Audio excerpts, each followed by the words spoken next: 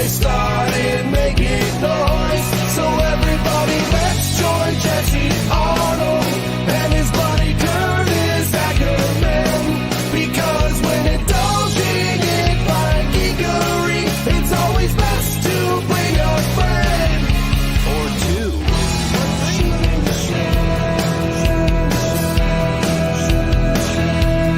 Everybody loves shooting the shell.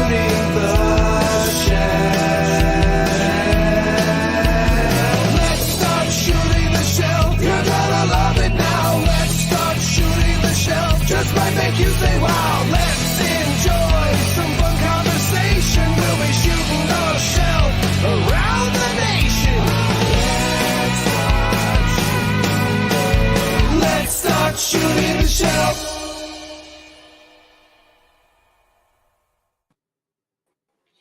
Good morning, everyone. Sometimes you just need to play the intro for me to show up and be at my computer when it's done playing. Perfect timing.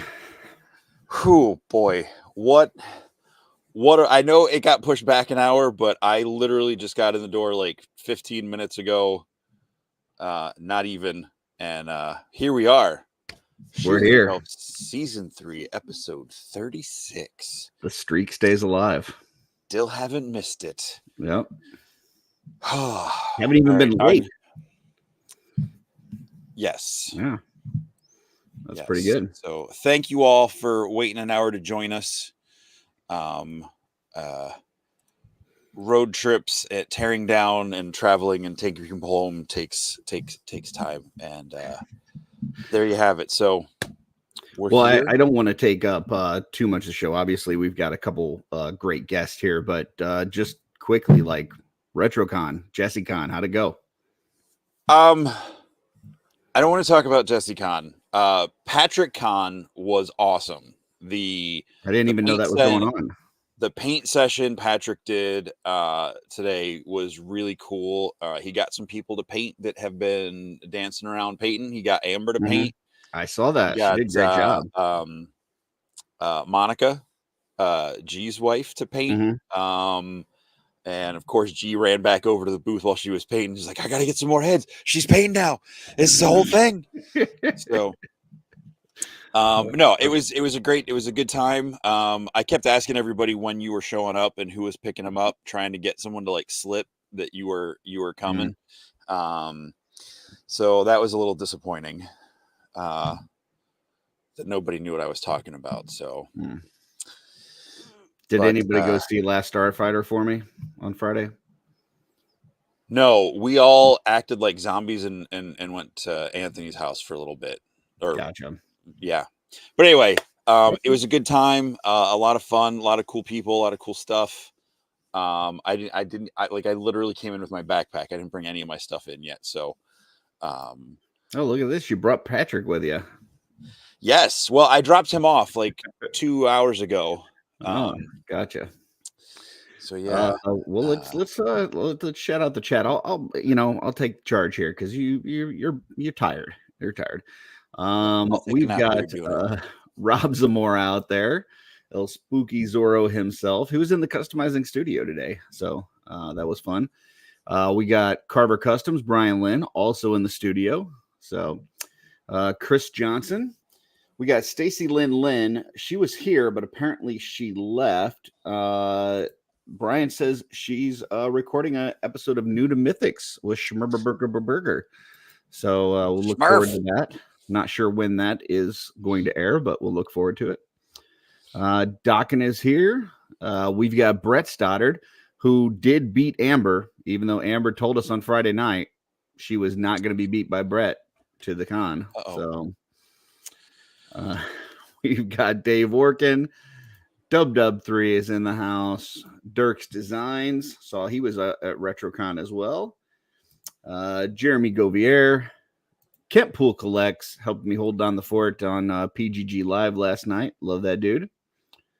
Darla Ackerman. I know her. She was working on a lot of capes. She finished like another 36 capes. So yeah, she's rocking and rolling. Keith is out there. We got M Vera 1976. says, I'm here to find out why Curtis practices the dark arts of airbrushing now. I expect we're going to get a lot of airbrushing questions and comments through the show. I don't want to take up too much of the show. We got some wonderful guests, but I will say that Neo didn't take down the Matrix from the outside. He had to be in the Matrix in order to take it down. So I'll just leave it. But he was in the Matrix and then freed from the Matrix and then he had went to go back willingly. Yeah. So yeah, can't convince people that airbrushing is evil if I don't at least try it. So Kevin McCoy is in the house. They had a wonderful episode of Latin Legions tonight, where we found out that Kevin and Tanya still have yet to see Wolverine Deadpool, even though they are apparently Wolverine fans, from what I hear. So definitely shame them in the comments. We got JMax77. We've got Michael Morales. Tanya is here. Shame her as well. So double shame. No shame. Let's see. Dave Bennett is in the house. We got Jeffrey Evans. Van Johnson. I wonder if they must be on the road right now, right? No, they're leaving tomorrow. They're still in their hotel. Gotcha. Gabriella is out there. We got Jordan watching from the hotel as well. Then we got this guy. Oh gosh. Hey Joey! Hey Javaria!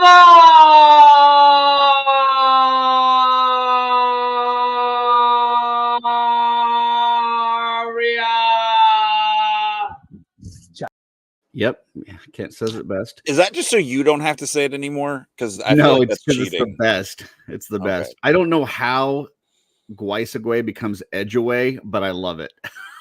It's not like he has literally none of the right letters or anything in the first name, but I love it.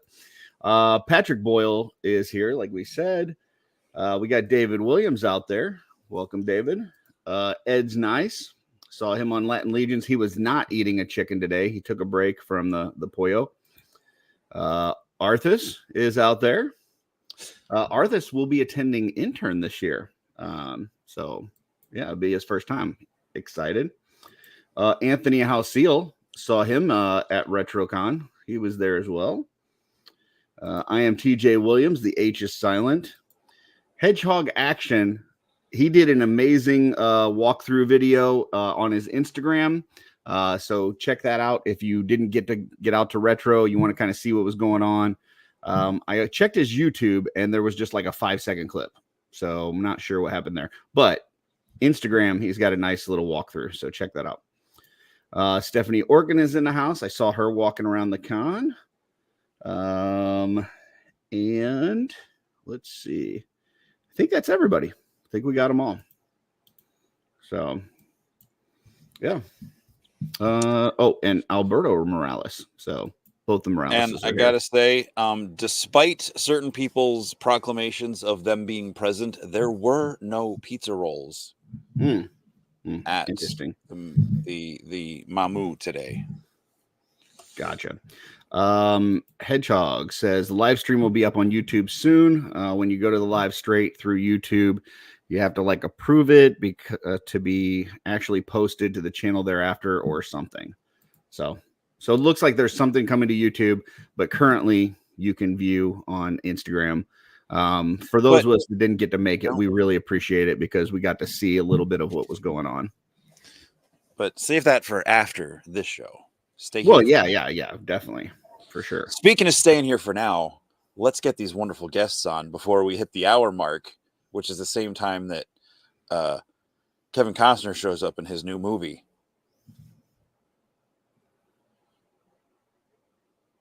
Is that it? I didn't know. Yeah, my brain stopped. There was like a train, and then the tracks just stopped. Okay.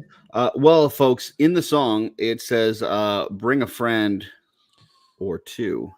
So we've got double duty tonight. Both the Finleys are in the house. Hey, Nathan and Sean Finley, how you guys doing? doing good. Good. Thank you. Showing up with the beautifully well lit display with the glass in front. Look at that. Oh, kind of like mine. Yeah, I like How it. much did Curtis pay you to make sure your room looked like his and not mine? Hey man, I'm jealous of those lights. Hey, I'd prefer those actually. Yours looks pretty good though. Well, anyway, appreciate you guys joining. No, we kind of had you guys booked a few weeks ago, but kind of fell under the weather, so we're really happy to have you guys on. Thank you. We are going to jump into shelf selections though before we get into kind of the interview part of the show. For those of us joining for the first time, where have you been? But also, this is shelf selections. This is where Jesse and I have picked some photos that inspired us throughout the week. It used to be 4, but that limit has been lifted. And so now it's just whatever the heck we feel like within reason, quote unquote. I'm afraid now. Yeah. But we also have a super chat here. Purple Gang Gang 199. Did Van's gift say leave Jesse satisfied? So Asterisk apparently Van K. was supposed to give you a gift this weekend. He said it was going to leave you satisfied. Did it actually?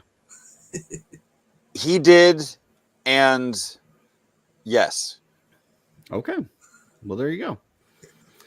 All right, That's here we go. Safely as I can answer that question. I would have brought it to, I would have shown everyone, but like I said, I did not bring any of my stuff in yet. So, Well, here we go. First shelf selection. This is one of mine. Nice. This is Zord.photography. And yeah, just a cool Deadpool whooping up some clone troopers with a Wolverine spine and head. In the post, he actually mentions there's like another Instagram account where he was able to purchase this set that has like the skull and the spine. It's got the claws. It's got basically like a lot of the parts that he would fight with in the movie. For those of you that haven't seen it, McCoys. So that set is available for purchase. So if you're interested in that, check out Zord.photography.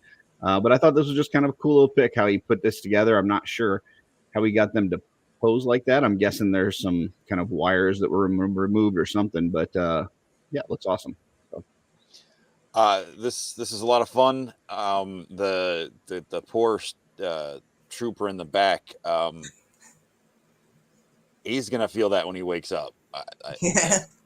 I like that it's such a staged photo, but it's on a very like clean background. Like there's no like real scene to go with it, but it's still, it's like we always say, it's still telling a story. So that's pretty cool.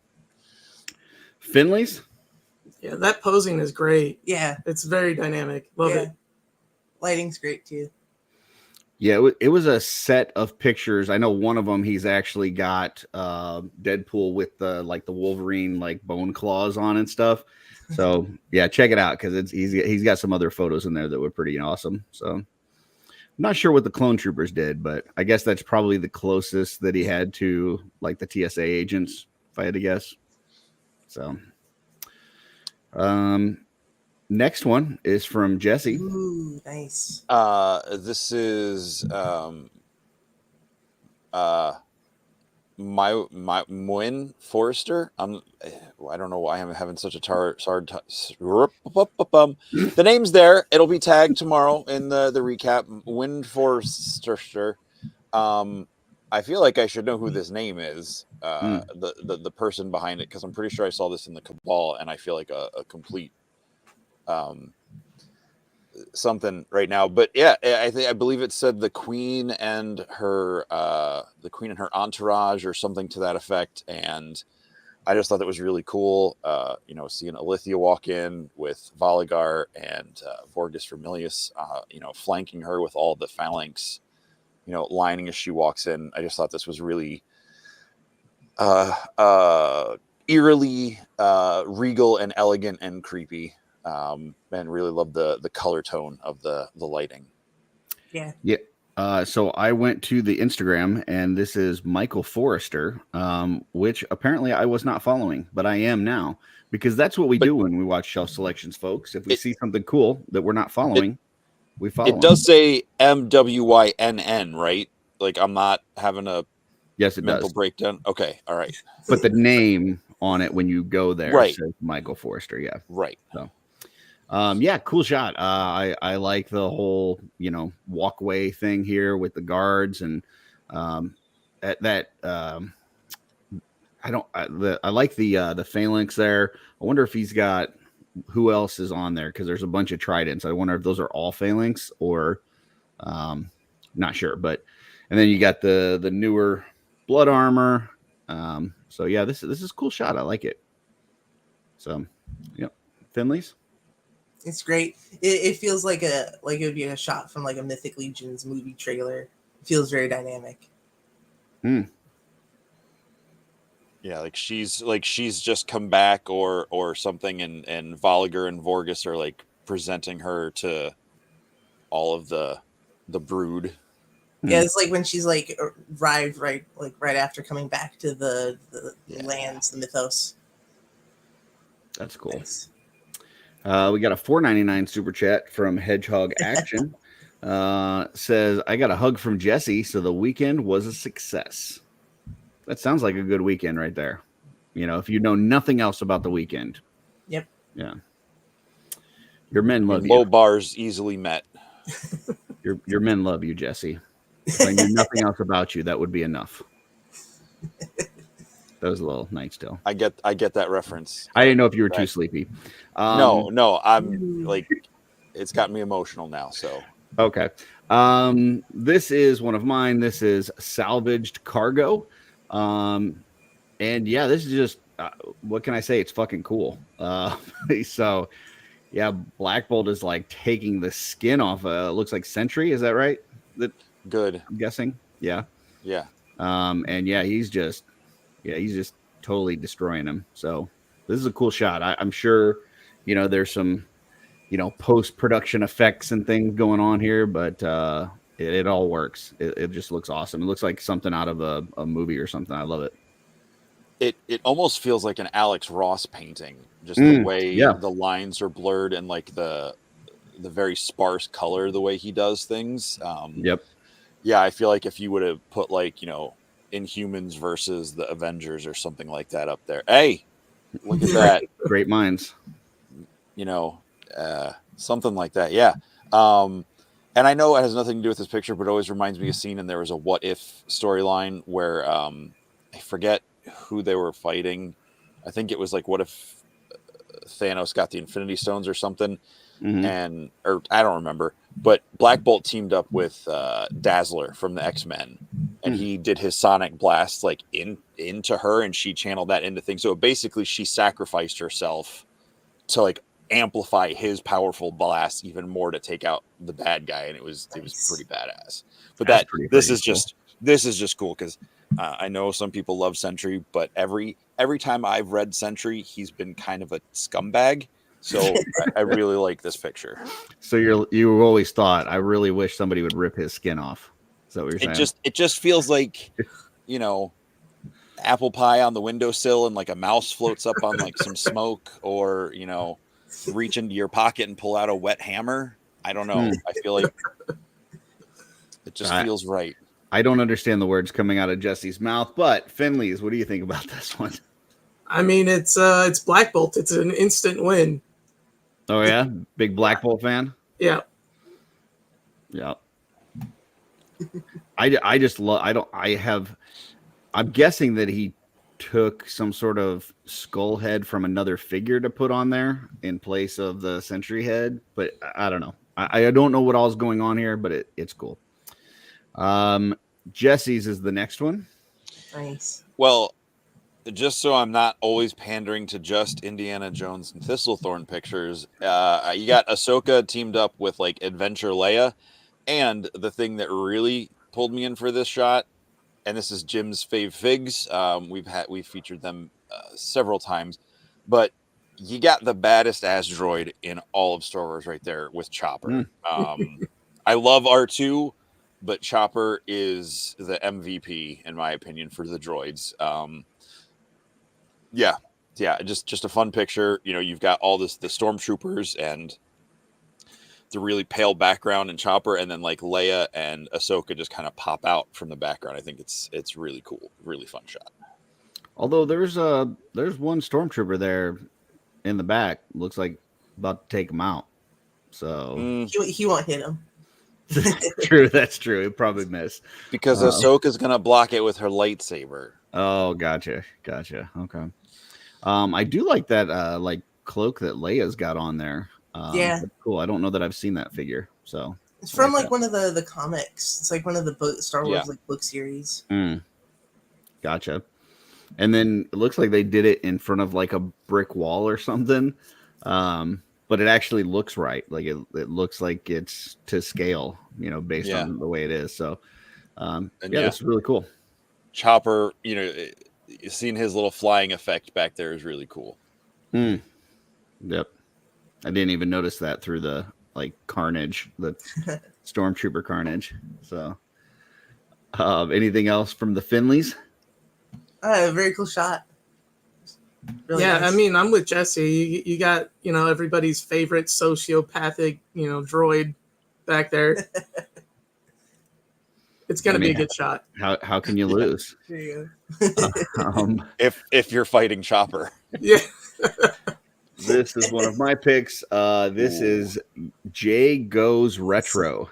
And this is one of those like the knockoff turtles, right? Where they call them like a season name. Yeah, like spring. Right? Down spring. Mm-hmm. Yeah. And man, they look freaking cool. Like this definitely makes it look cool. I love this sewer setup. I don't know whether he made that, got that, what. But this is really cool. I like it a lot. So yeah, and listen, he looks badass as well. Yeah. So yeah, I don't the reflection's really selling the shot too. Yeah, I was gonna say that. Very cool. Like it feels sewer, but also like Zen Garden's not the right word, but like kind of like something you would see in like a monastery or in like a dojo, like a peaceful place. The way how still that water is and the planks leading to it and the rocks around, like it feels like, maybe Leo's gonna go recenter and he definitely doesn't look like he's currently centered. He looks like he's pissed off. Yeah. So yeah, someone put some penicillin on his pizza, and I wonder if Jay Goes Retro. Like, I wonder if he was at Retrocon this weekend. Maybe. Keith said that Leia cloak is an AOTC Padme repaint. Attack of the Clones. So there you go. They used that piece on the Padme figure first, and then they reused it for the Leia. Gotcha. Yeah, it's cool. I like it. So yeah. Yeah. So anyway, this is just badass. I like it a lot. It actually makes me want to buy one or two of these figures. So, they're and that's really small. To me, that's always the best praise I can give to a photo is if it makes me want to buy the toy. So yeah. Agree. Finley's. Yeah, I have that figure, and I actually really enjoy it. I'm a huge Ninja Turtles fan, and there was some lacking articulation, but they've corrected that on the newer ones that are coming out. Yeah, I've heard that like each release is a little bit better than the one before it. Like they've made changes as each one has come out. So yeah, they added some stuff to the Michelangelo one, right? Like the thigh swivel, bicep swivel. So I wouldn't be surprised if they go back and revisit some of the earlier ones. Yeah, I could see it. In fact, I think they're reissuing this one, but it's the original design. Gotcha. Paul says, great seeing everyone today at Retrocon. Well, I'm sure they enjoyed seeing you as well. Next one is one of Jesse's. Oh, yeah. Articulated times. I like the simple, like up close dramatic shot. You got Valiant Knight going up against Skelly Builder 2, two of the newest kind of previews of what we're getting with the Necronominus wave from Mythic Legions. Yeah. And just the lighting on this, like it's just imagine being in that knight suit looking up at that skeleton face screaming at you with the sun behind it. So like that's the only thing that you can really see. And it's painting a horrifying picture and really well done. So articulated _times, very nicely done. Yeah. Also articulated times runs articulated empire online on articulatedempire.com, and they are now an official retailer for Four Horsemen. So Nice. definitely check out their store. It's our good friend Steve, and he did a great job here. I love the lighting on this. At first, I thought there was like fire in the background, but it's just like a really bright light in the background. And yeah, this, this feels very kind of Ray Harryhausen, like that skeleton, like in your face, just like screaming or whatever, which I guess I don't know if they can scream. They don't have lungs, but anyway, it just looks cool. They shouldn't be able to walk either, but they do. Yeah, that's true. Magic. Yeah. Anything else on this one? This shot's terrifying. I think they could have easily gone with like a darker lighting setup. You'd be tempted to do that with a skeleton, but the fact that it's so well lit makes it even scarier. Yeah. It's the battle over who's the favorite desk toy. Yeah, it is a great desk toy. I still have Valiant Knight on the desk, but the skeleton has definitely got a spot there now. Well, with that, we've still got a few more pictures, folks, but we've got a couple giveaways to do. So we're going to go ahead and get one queued up. Nathan, what is the first thing that we are giving away tonight? Let's do this power armor helmet. All right. So we've got a power armor helmet. Great paint job, by the way. Thank you. Yes, very nice. I got the wheel. Pulling that up. Let's go hashtag power armor. Power armor. There you go, folks. Hashtag power armor. Sure, Jesse will get us a little banner down there. I'll put myself at the bottom so that our guests are not covered up by the banner. So next is one of my picks. This is our good friend Dub3. Nice. Lacerda photo on Instagram. I saw him post this in one of the groups that we're in, and immediately I said I needed him to put it on Instagram for reasons. ... Well, this was the reason, because this is just freaking cool. This is such a great shot. It's a pure chaos. Yeah. My favorite part is like the arm like coming out of his face. That's my favorite part. Like there's a lot of fun stuff going on. The more you look at this picture, the more you find. But yeah, the arm coming out of the face is definitely my favorite. So I'm trying to pull this up so I can zoom in a little bit on the. I love that all these skeletons are like going to town trying to fight this troll, and then there's just the one with like the cloak in the robe is just kind of like what like. There's also the one that looks like he's humping his leg. So, yeah. Is that Van? It might be a Van skeleton. Yeah. But no, it's great the way he's got like the bones coming through the fingers on the hands, and like it's just. I think I'm looking at a different angle of the shot, but yeah, it's such a fun picture. Yeah, he had a couple different versions of it. So I don't know how I missed this one the other day. I mean, it's been a crazy week, but. I think he posted this after you had already sent me your picks for the week. I think maybe I don't know. But yeah, you had a busy week for sure. So he is killing it. I mean, his shots are always fun, but the stuff he's doing with these skeletons, he's been doing so many with them, and they're all different. It's all it's knowing your medium and your palette and using it well and making every image feel different yet your style. So bravo. Yeah, and he sends us a lot of recommendations for shelf selections. But and a lot of times it's accounts that I wasn't even following. So the same thing that we hope that we're doing for other people watching this, that they find cool Instagrams that they weren't following, like Dub does that for us. So awesome. Appreciate it. But Finley's thoughts on this one?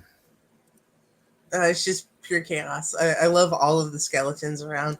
Like the one he's like pulled apart with his hands, and there's like one half in each hand. Like the one riding on top trying to like stab him in the head or something, Yeah, it's just like I said, the more you look at it, the more little Easter eggs and things that you find. So good. Brian says William is amazing photographer. He That is. true. And an amazing person. Got to see him at Retrocon. Yeah, for sure. He was on the episode of Latin Legions that I was on. So Nice. Ooh. yeah. And this is one of Jesse's. So more skeletons. I mean, these things are really putting in the work. People are really putting in the work to make sure these skeletons are getting shown a lot of love. And we've seen them not just in shots with other Mythic Legions, but this one really jumped at me. This is from Alberta Magana .2 and Carver Customs, because there's some Carver Custom lanterns in this shot and maybe the Dio pieces. I'm not sure.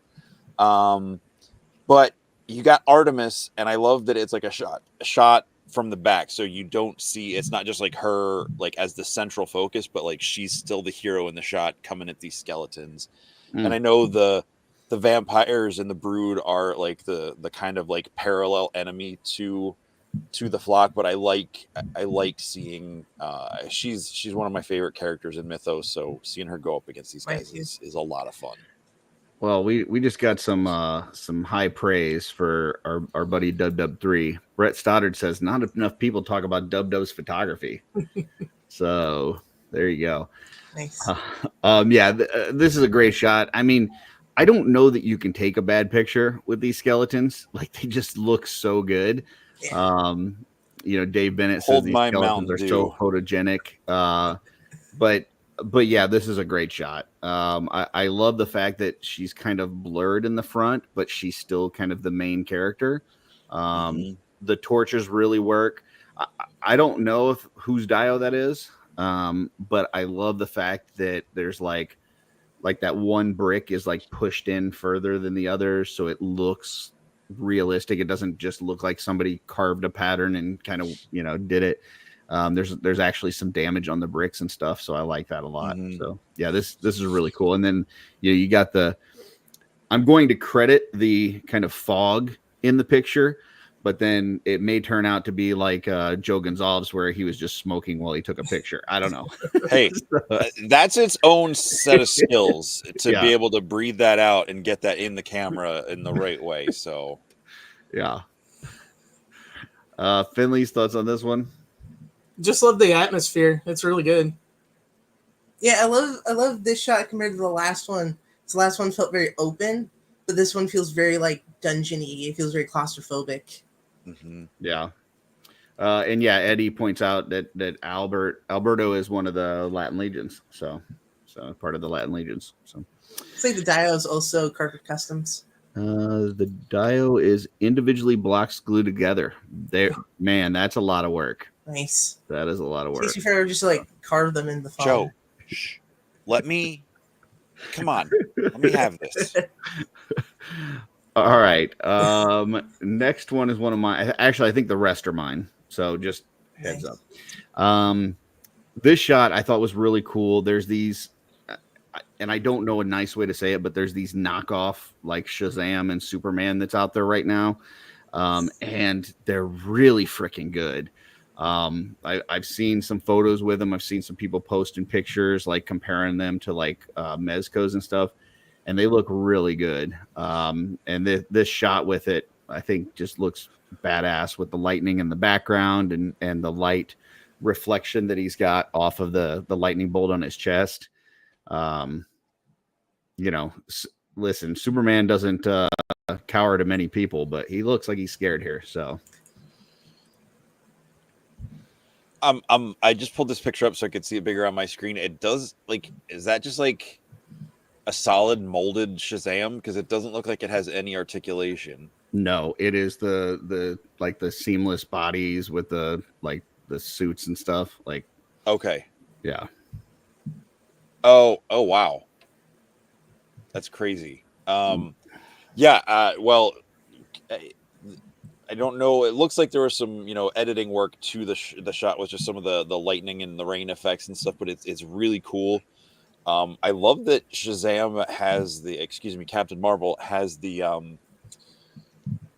that really kind of retro look to his face. Like, it feels like something from like the 30s or 40s. Like, it's almost got like the rosy cheeks, It's very different from the modern Shazam, which I also like, but I just think it's really cool that someone is shining a light on that version of him. So this is pretty cool. Yeah, this looks, I mean, you were talking about Alex Ross earlier, like this is kind of that style. Like old school Shazam, Captain Marvel, whatever you want to call him. So yeah, I absolutely love this. So Finley's? Just the reflection really makes the shot. Just like seeing the lightning bolt being reflected back to the camera. This is really fun. Yeah. And I don't think I said it earlier. This is the Figure Authority on Instagram. So. Yeah, I'm gonna have to follow a bunch of these people because again, I don't recognize some of these people. That is the idea. I just looked at his page and realized like the first 3 pictures after this are like all like Batman and Superman. That's not true, but that's not true. There's a couple Batman and Supermans on there, so I see why Curtis digs this. No, I actually saw this. I believe I saw this on Facebook first. I think somebody posted it, and then I went and had to chase down the Instagram account. But yeah, it's cool. This is my next one. I saw this one. This is very good. Yeah, this is Toy Immersion on Instagram. And I mean, just first of all, Rakagor just laid into this guy, but I love the mix of parts between the wizard and the skeleton to where you kind of make it look like his body's just been burnt up and all that's left of the bones. Between the effects and the use of parts, the posing, this just all looks great. It's just so good. That's it. It's an awesome shot. There's something about like it. I almost picked like it. I wanted to limit myself to 4 because I knew I figured Curtis would pick more. I'd pick up the slack. Yeah. But I really, this picture is really amazing. I'm assuming there's some sort of AI because it says AI info, and something was done, I think, with the merging of the parts because that the beard also looks like kind of more synthetic hair, not the plastic on the. But it's amazing shot in the story. It was said something like you've done that, or you brought this on yourself, Erzak, or something like that. And yeah, you caused enough pain. Consider this payback. And he stole his staff, and that's a low blow. I mean, you can burn the guy, but you don't steal his staff.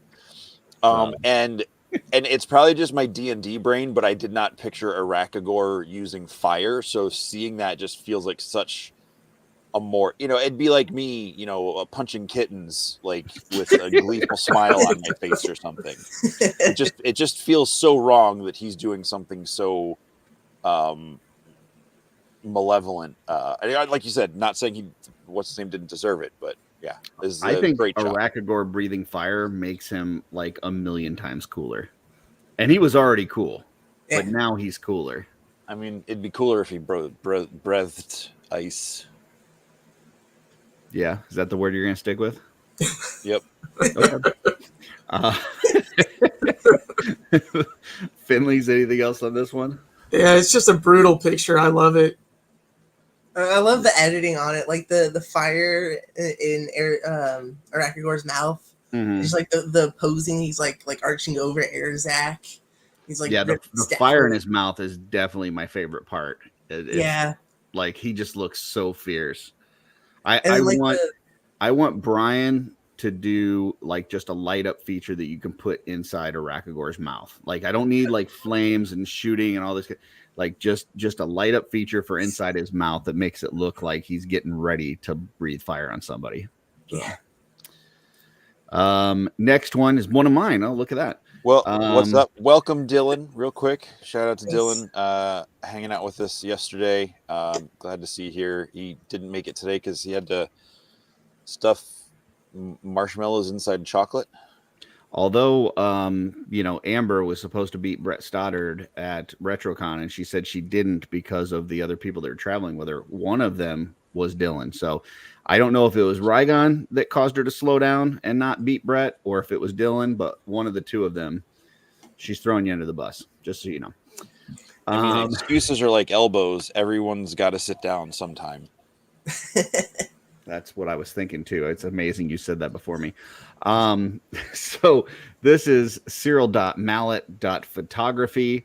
And he's got, I mean, what I can assume is just a normal sized Ant-Man, but it makes it look like he's shrunken down in this hole here. Just great use of perspective.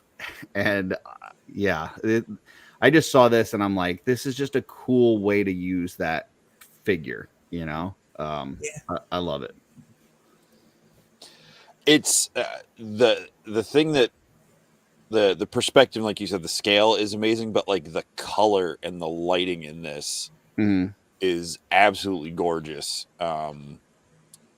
Again, it's really cool. Like my words are not up to par to comment on this picture. I wanted to make sure when I picked extra picks this week that they were really good ones that Jesse would like. So just FYI.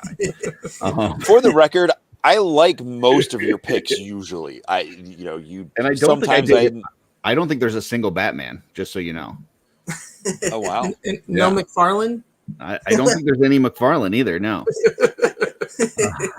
So Finley's, what do you think of this one? Framing's great. This is gorgeous. I really want to know what's going on in this. I want to hear the rest of the story. Yeah, it just looks like he's on an adventure. He had to shrink down to go down wherever he's going, and just a little one. Yeah, awesome. A little adventure. And last one for the day. This nice. is Henrock1_12 with what a lot of people are calling the figure of the year. I don't know. I like it. I like it a lot. I'm not sure that I would say figure of the year, but it definitely is a great figure. He's done some mods here, little red shirt. And then I guess he did a mod to take some Nikes off of a Mafex Michael Jordan and paint them up a little bit.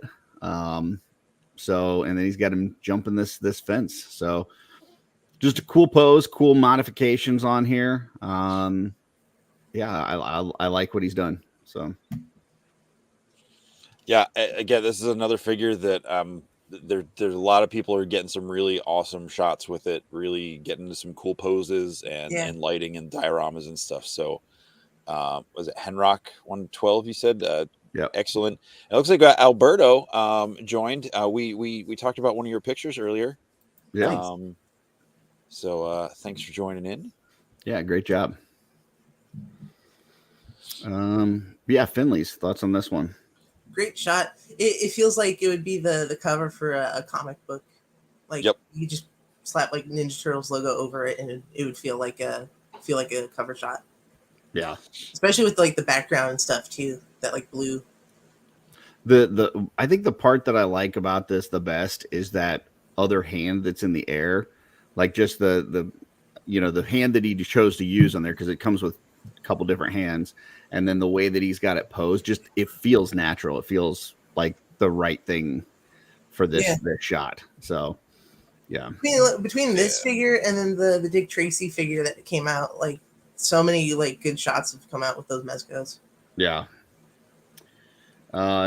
Sean, you have any thoughts on this one? I mean, you can't go wrong with Casey Jones. I just got this figure. It's amazing. I don't know if I'd call it figure of the year, but he's so posable because he's not really limited when it comes to the soft goods. Mm-hmm. But he's just a really fun figure. Yeah, he's a good one to play with, and he comes with a lot of accessories. There's a lot of different things you can do, and clearly very photogenic, like the skeleton that we were talking about. So yeah, and he fits in well with a lot of the different, we've got so many different styles of turtles. He really fits in with all of them. Yeah, for sure. And that's it for shelf selections. So I want to check on that giveaway, see how we're doing. Sure. Nah. No, I mean, yeah. We are at 25 entries out of 50. 51 so people? Let's get those numbers up. Yeah, come on, people. Let's boost those numbers. While you're doing that, make sure do the clickies and the bells and the things. Yeah. And that's probably Brian, more promotion I've done. Yeah, that's true. All year. Brian says Curtis says he's limited in some spaces. Yeah, places. Yeah, I mean, yeah, he is. He needs some enhancements. So that Casey. So, but it's an easy mod. It's an easy mod. David for sure. Bowie in. Oh, that would be great. Labyrinth. Yeah, the Labyrinth, David Bowie. Heck yeah. All right, that's gonna be my mission. I gotta go see if I can find a David Bowie Labyrinth figure and make that mod to Casey Jones. So beautiful. I regret everything. I wonder if we can get Mark Halseal to wear that outfit as the Goblin King at LegionsCon. What do you think?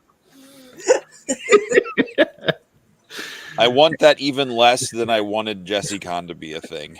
I just broke Jesse's brain. Well, yeah, let's go ahead and spin that one, and then we'll put the next one up there. 3, 2, 1, spin. There you go. Who's gonna get it? Tick. It's gonna be me. Tick. Nice. Thumbs up 3. Very nice. Cool. Very nice. Sorry, Trevor, you're too late. Just missed How it, long, Trevor. Yeah. Man, that confetti did not last nearly long enough. People trying to wait to the last minute and just, backfires on them. All right, show us the next one that we've got there, Nathan. Let me embiggen you. Hold on one second. There we go. Look at this. 3-eyed alien. Yeah. Who doesn't want one of those? Yeah. Yeah, that's cool. You did a great job on that. I can't wait to see what kind of hashtag Jesse comes up with. Yeah. I had one and it hurt my brain noodle. So let's. I don't know. Yep. Let me copy it. Let me get it ready. Hold on. We're just waiting. We're waiting. It's fine. Nobody's rushing. That's not it. That's the old one. Thing. Yes. Yep.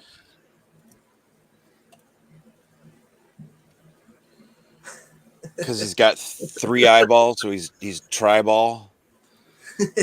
Nice. Gotcha. Okay. It's gonna be one of those nights with Jesse. All right. He's a little punchy, folks. Jesse hasn't gotten a lot of sleep. So so anyway, Finley's, thank you so much for joining us. I'm really excited to talk about this because I think this may be the first time that we've had a first and second generation Mythic Legions collector on at the same time. So, nice. I'm a big wrestling fan. And, in wrestling, when you get like second, third generation wrestler, like they tend to be like the really good ones because they kind of grew up in the industry. So I'm starting to think that maybe Nathan is going to be like the John Connors of Mythic Legions. Like he's going to be like born and bred for this and just kind of propel Mythic Legions in the future. So tell us a little bit about this journey. How did this become a thing? Can I ask you a question real quick? Sure. Yeah. Did you were talking about wrestling and then you said John Connors? Do you mean John Connor from like Terminator? Yeah. Okay. Yeah. I switched. Where did the there wrestling was one thing with wrestlers, and then also there's a Terminator reference. There's 2 references. There was a There you gotcha. Go. Yeah. Wrestlers, Terminator. There you go. So tell us a little bit about your Mythic journey, how it started and how this became a thing. Well, I think we started about 4 years ago. We started with All-Stars. It was either All-Stars 2 or 3. Okay. First Mythic Legion was Baron Voligar one. Okay, that's a good the one. All-Stars release. Yeah. I got like that one and some others from that wave, and I think you got the same as I did. Yep. And just instantly fell in love with the line. Yeah, I had seen Legions from the sidelines for a while. I think the first time I saw it was the Forest Troll. Okay. And instantly fell in love with that, but it was after the initial release and the prices were sky high. And so I just kind of appreciated him from the sideline. But then I think Nathan picked up the All-Stars 3 figures. And as soon as he got them, like, I was hooked. Yeah. So, like, that night I was ordering from Big Bad. And then we just started grabbing everything we could find in stock. Yeah. Yeah, when we started, there was like all the in-stock sales they were doing on the Thursdays and stuff like that. Mhm. And then Big at Toy Store still had ones from like Advent of Decay, ways like that. So we were just picking up a bunch. Well, I'm interested to find out how you guys actually came to know about Mythic Legions, because nowadays there's a bunch of retailers. There's you can find Mythic Legions in a lot of places, and there's a lot of shows that have them. But 4 years ago, that wasn't necessarily the case. So we hear a lot of people that a friend introduced them, or maybe they found out about like the Motu tributes and that got them in. What was it that brought your attention to this line in the first place? I think you saw the Forest Troll with like it's either something like you saw a shot of it with like the Fire Emblem Figmas, either the Fire Emblem or the Legend of Zelda ones. Yeah, it was Legend of Zelda, I believe. Yeah. It was like on Pinterest or something. Gotcha. I don't remember, but so kind of like what we were just doing with shelf selection. You saw a photo, you're like, hey, what's this cool thing? And that's awesome. That's cool. And once he saw it, and then like he showed it to me, we placed our order for just like picking up a few to try it out. Mhm. And then Baron Volgar was the first one I opened, and like he was so fun. That and as soon as we got those, we started watching every Toy Bro and The Amazing video we could find. Yeah, we had a whole playlist of like Toy Bro videos. We just like binged all of them. Yep. It was fun.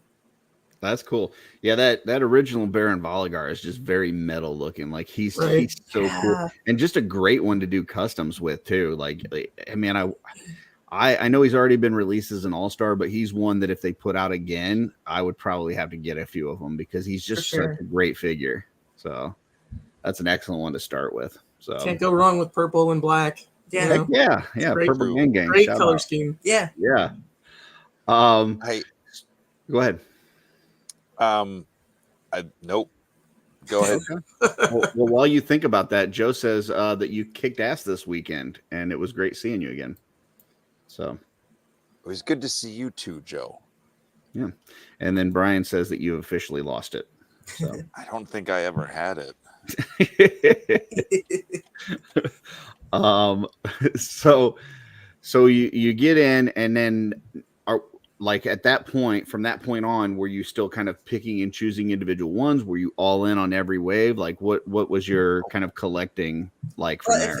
I think we still we were picking from that All Stars, and then the next one.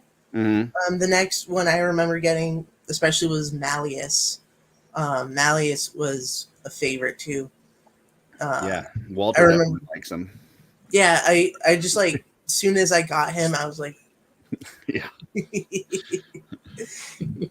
I remember that was the first figure I took a photo of. It was Malleus. I went outside and took some photos of Malleus. I think the first wave we really went all in was Alithia. Yeah. I think we pretty much we both picked up everything from Alithia wave. It's a really good one to have as a first wave. I mean, there's a lot of good figures in there, a lot of new parts that they introduced. So, yeah. Cool. We had come in just after the pre-orders for Alithia had closed. Yeah. So we ended up picking those up at I guess the last in stock sale. Yeah. For the full wave, but yeah. Gotcha.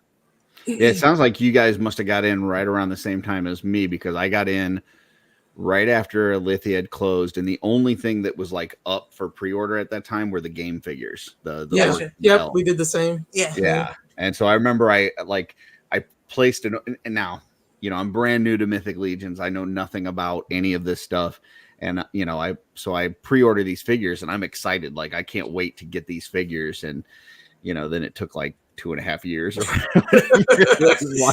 It was like forever. By then you probably had like way more. But it was worth it when they came because those figures are so good. They come with Right? so many parts. Like if you really just kind of want to get into mixing and matching and popping and swapping and playing around with parts, those game figures are so good. So yeah, those ones are really fun. Alithia Wave. I like Artemis. The version 2 Artemis is probably if not my favorite, like at least top 3 legions. Oh, cool. Right now, yeah. She's a really fun figure. I've taken her out to, like, do tons of shots around, like, outside. I love taking the Xylona's flock figures outside just because that's like where they really fit in. Right.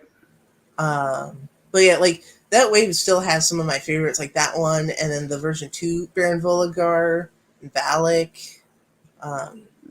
Bardrick, Krotos, Bardrick's great too. And that wave's so, like, the factions are so cohesive. Those 2 factions are just really easy to do, like, pop and swaps with. Yeah. Yeah, they work really well together.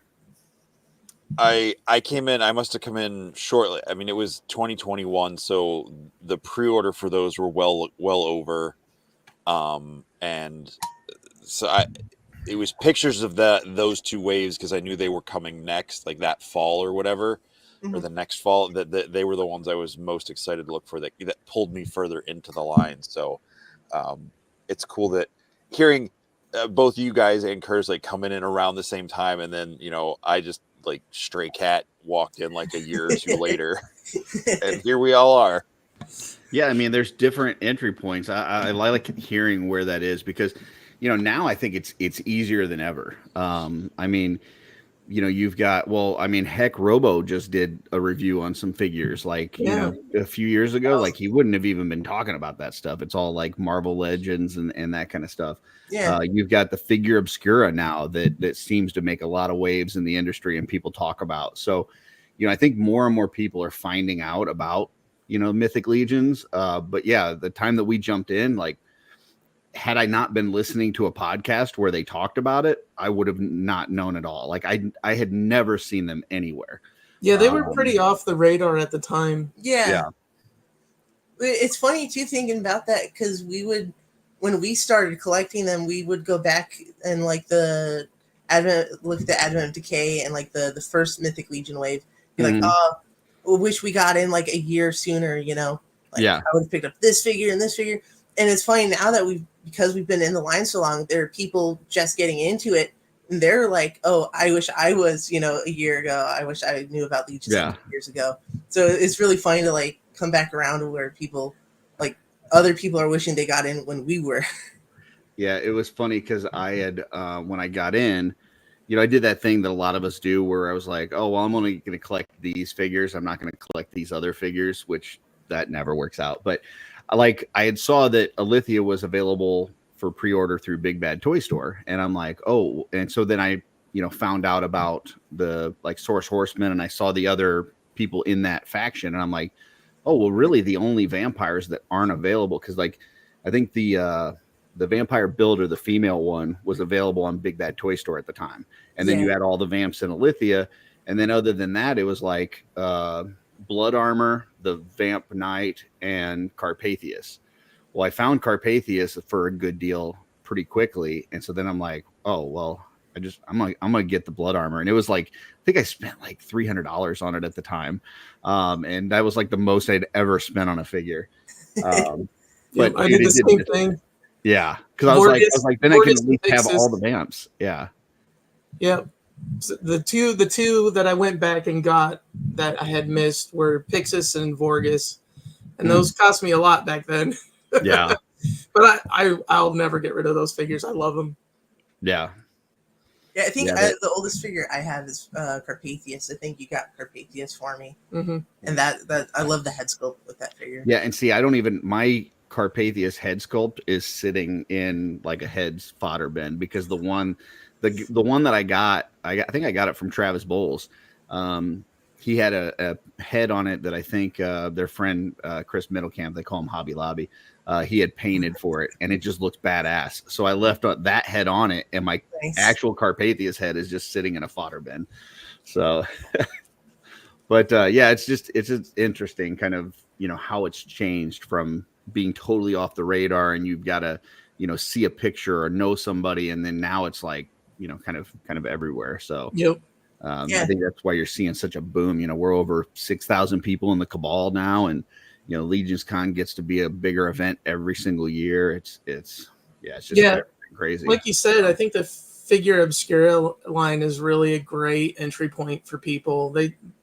Because a lot of times they won't be pulled in by the Mythic or Cosmic, but you put Headless Horseman. How many people our age grew up with, like, the Disney cartoon? They just instantly identify with that stuff, and it's a great way to hook them in. Yeah. I was just gonna say too, like, then there's the customizing aspect, which I know, like Nathan, you've obviously we're giving away a few of your heads that you've painted tonight. So what have you guys done as far as customizing? How did that whole thing start? So I think going back, I think you were the first in the Cabal. I think you joined the Cabal first. Yeah. I've only been in the Cabal for like 2 years. I didn't join the Cabal immediately. Yeah, once I joined the Cabal, that's when I really started customizing, started painting figures. I think the first one I painted, what was that? I think it was the Templars. I had 2 Templar builders. I think those were the first I painted. And like how everyone pretty much starts is just painting the rivets, dry brushing the armor, stuff like that. But that was really cool because I hadn't really, I collected a little bit before Mythic Legions. I did like Marvel Legends and stuff, but those just kind of sat on the shelf, I didn't really do too much with them. But after I got the Templar builders from the Mythic Legions, I watched Mythic Customs, Jeremy's videos, showing how to do that stuff. I did a little painting before. I painted some Warhammer. Not too much, but I knew how to use a brush and stuff. Right. But yeah, after watching Jeremy's videos, that's when I customized the Templars, and I just went all out. I did mud effects and like blood on their swords and stuff like that. And it was really fun to post them on the Cabal, just because it's just the response from everyone, seeing my first custom and be like, oh, good job. It was really fun to see that. And then after that, that's when I just went all out. I customized way more figures after that. Started looking for tons of builders, stuff like that, buying from people in the Cabal, customizing. Yeah. That's cool. Well, that's cool. You know what they say, God's fire never dies. Yep. That's true. God's fire never dies. God's fire never dies. I know. I heard this take away weekend from it might be in a vegetative state, but it's definitely not dead. So. There's some things just take more time to grow.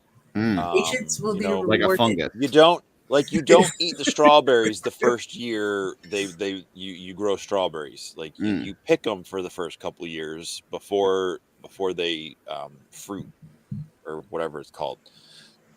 But that to say, I love you guys' and Curtis's story is so similar. They're both unique and different, but there's so many parallels to them.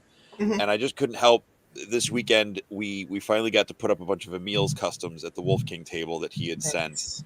And the way it happened, they ended up going right next to a couple of the goblins he did, but which were right next to Curtis's goblins.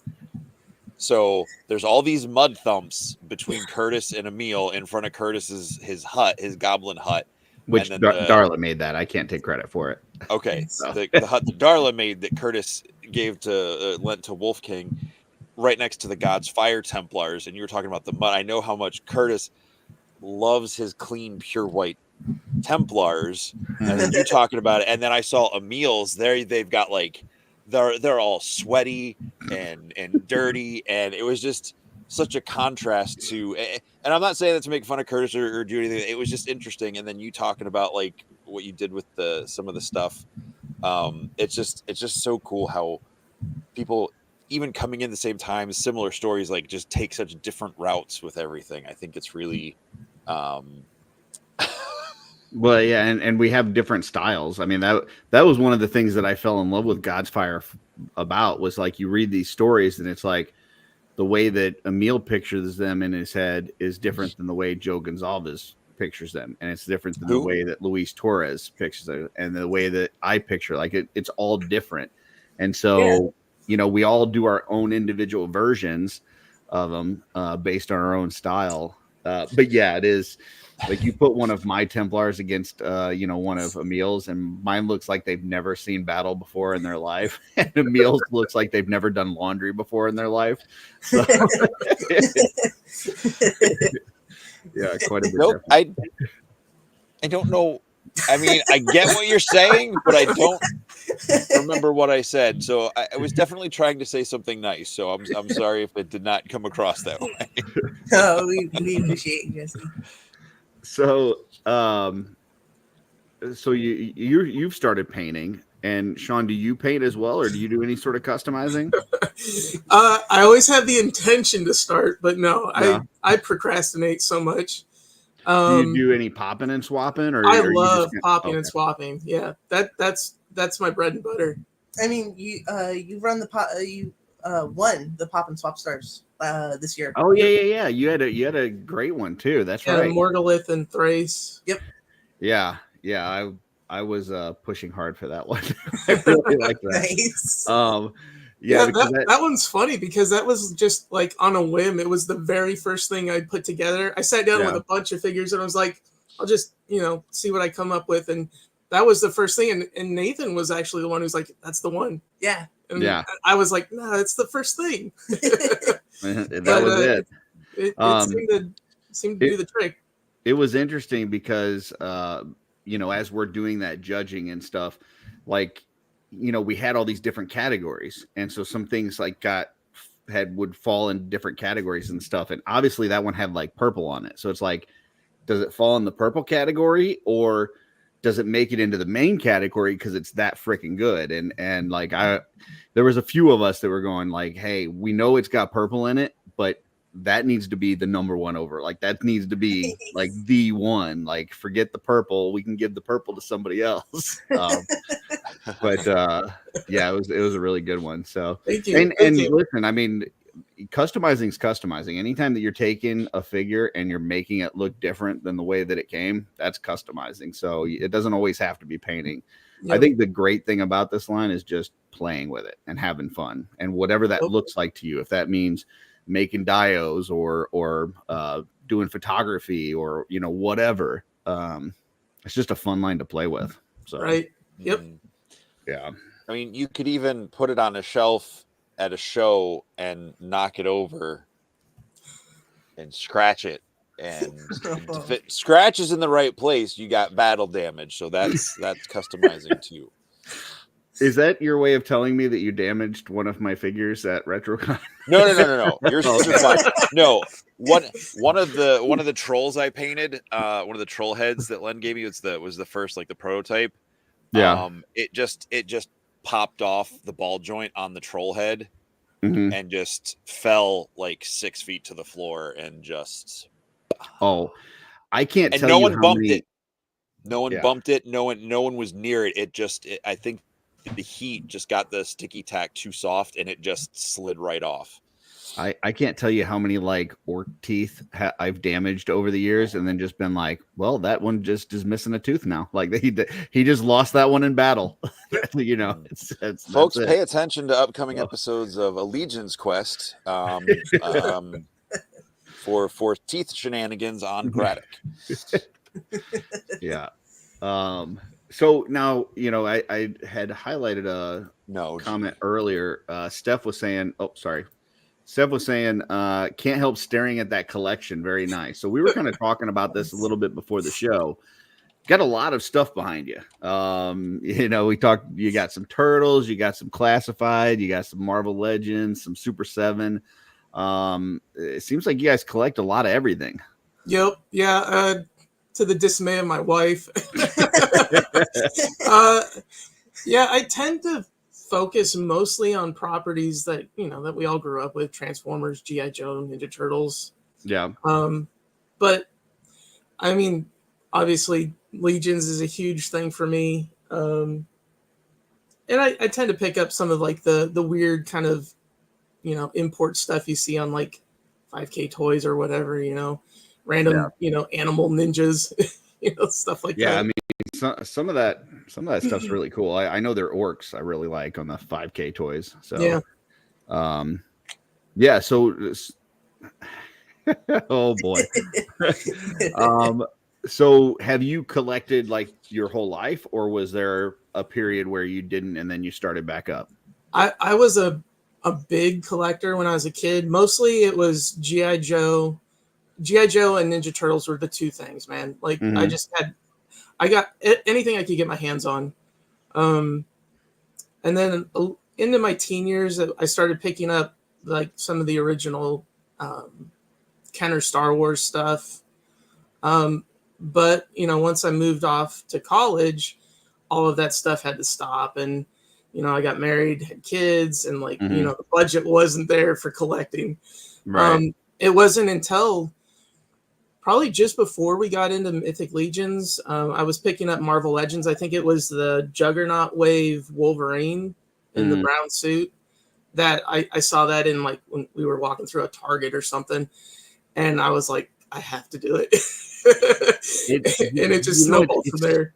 It's so weird because I hear so many people talk about that time period. So like right around that COVID time period that people started really collecting again. Yeah. It might be a good show topic to do at some point, Jesse. Like did COVID save toy collecting kind of thing? Because I mean, things have boomed since then. And I know prices like Mythic Legions and stuff are coming down now. And you hear companies saying that they're going to start ordering less over the next few years because they are dealing with some surpluses. But for that like 3-4 year period, like everything was going like hotcakes. So yeah, it's just kind of interesting because that's about the time that same thing. I started getting into collecting, just before Mythics, and then once I got into Mythics, it was like game over. It's like, Yep. forget about it. Game over, man. Game over. Yeah. So today, like obviously you got a lot of stuff behind you, but are you still kind of collecting all those different lines, or what is your main focus right now besides obviously Mythic Legion, but besides that? I've pretty much cooled on all of Hasbro stuff, except for the classified line because that's just nailing it. Yeah. And I pick up the occasional G1 Transformers. But mostly it's been Mezcos, Legions, and NECA Turtles. Gotcha. Yeah, I need to get that rest of that NECA Turtle set so bad. I just got the Donatello. Great. Oh, it's so good.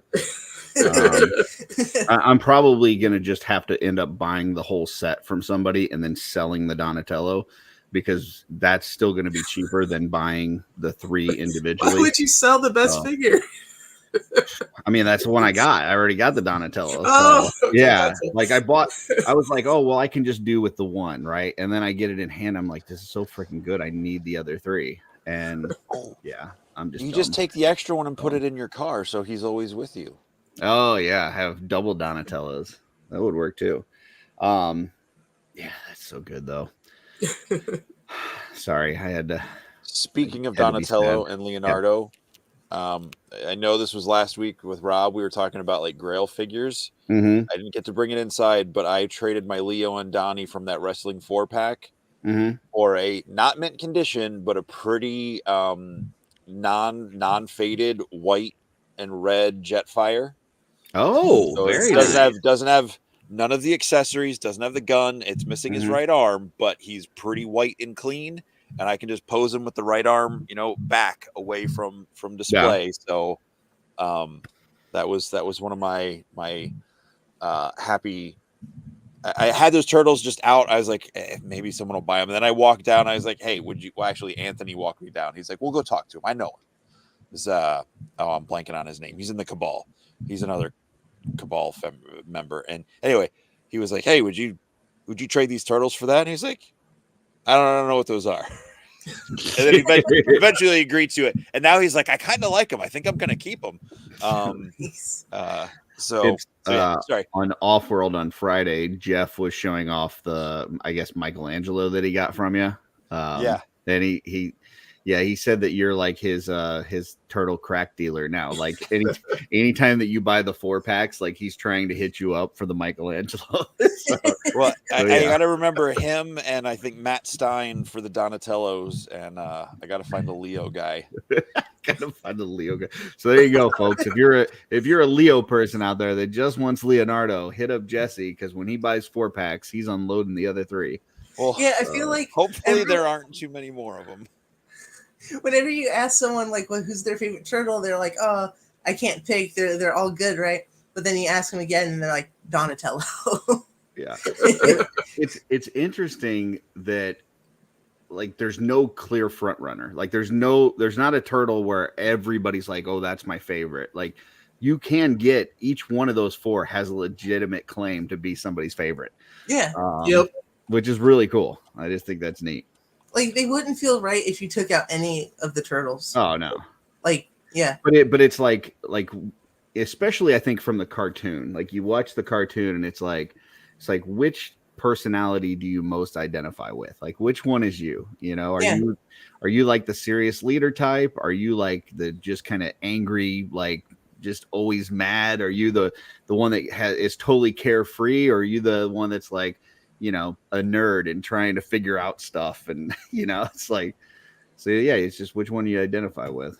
So, or for me, which one had the longest weapon in a video game that you could kick people's asses with without having to, you know, be in front of them. Yeah. So. Which one always wanted to be alone and his tail always fell off? Oh, wait, that was Eeyore.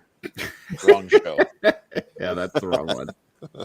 That's the one that Jesse identifies with. No, see, I wanted to like Leo. He was my favorite. And then Sean read the book for the movie before the movie came out. So he knew what was going on. So he got to be the leader at recess because he knew the story of the movie. And gotcha. I was like, well, I don't want to be Donatello because I'm not smart. And Mikey's, you know, too fun for me, so I guess I'm being the angry guy, and that's where my anger issue started. Was I adopted Raphael as my favorite turtle? See, for me, for Donatello, it started with the long weapon in the video game, the Nintendo game, and then I saw the movie, and just that whole scene with him and Casey, like shouting names and stuff back and forth with each other. I'm like, yeah, that's me. Like that's I would totally do that. Like let's go through the alphabet and call each other names. Yeah, that's me. So getting people shouting out their favorites in the chat. So nice. What about did you already say Donatello? I can't remember. I'm sure they're gonna say Donatello because he's the best, but go ahead. Finley. I mean, if you press me, yeah, it's Donatello, but I really love them all. I'm Michelangelo myself. He's always been my favorite. I could see that.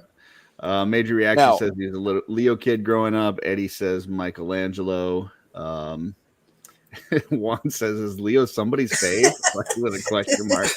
Well, apparently Major Reactions. So there you go. He was mine originally, but I shifted. The shift. I gotta say, I actually really like. Have you either of you kept up with the IDW comics that started like 10, 12 years ago? No, I want to read that though. It's on the list. Yeah. Okay. Well, they introduced a new turtle, a female, and her name's Jenica, and she's got a yellow headband, and she's not my favorite, but she's really cool and adds a nice dynamic to the team. I can't recommend that series enough to people. Yeah. I'm sorry. I'm just sitting here in shock that Jesse really likes the female turtle. So. I said she's not my favorite. She's not my favorite, but she adds a nice dynamic because her origin story is so different from theirs in that world. Like in that world, well, if you're going to read it, I've spoiled it before. I won't intentionally spoil it in front of you on the show. So, but yeah.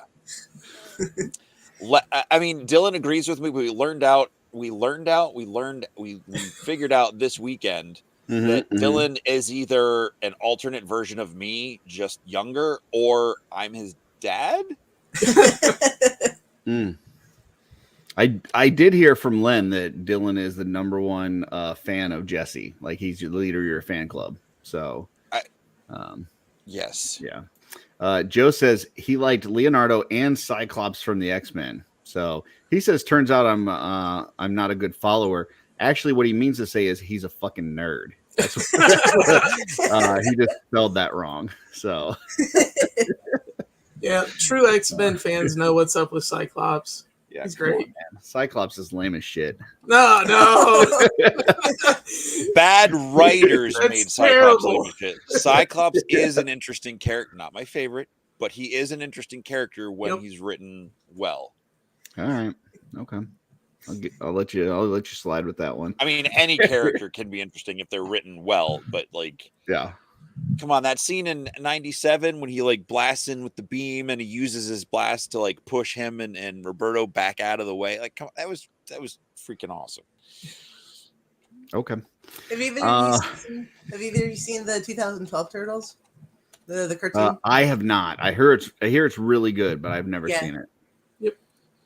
Yeah, it's a good one. Yeah, that's my version of Ninja Turtles. That I'm waiting for the NECA ones coming out soon. Yeah, those ones are going to be really great. Oh yeah, those are going to be cool.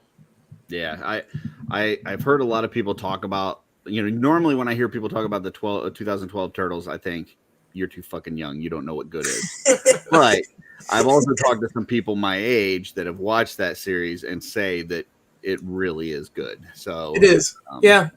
We've been watching it together the last couple of months, and this is the first time I've ever seen it, and I really enjoy it.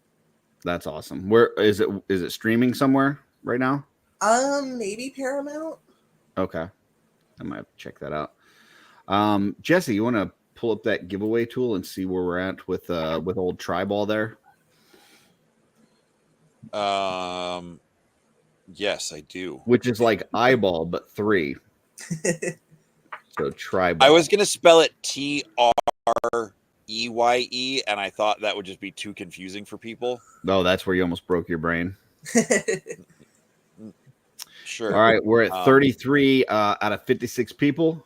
Give you guys another 15,000 seconds, or when Jesse hits the button. So it's at 37. We're going to spin it at 40. When we get to 40, we're spinning it. So put it in there, folks. We're at 38. 2 more. Come on. It's an excellent painted head here. Nope, not cue ball. We're at 39. One more 40. There we go. Let's spin that thing. What? You got to hit the button. Yeah, there you go.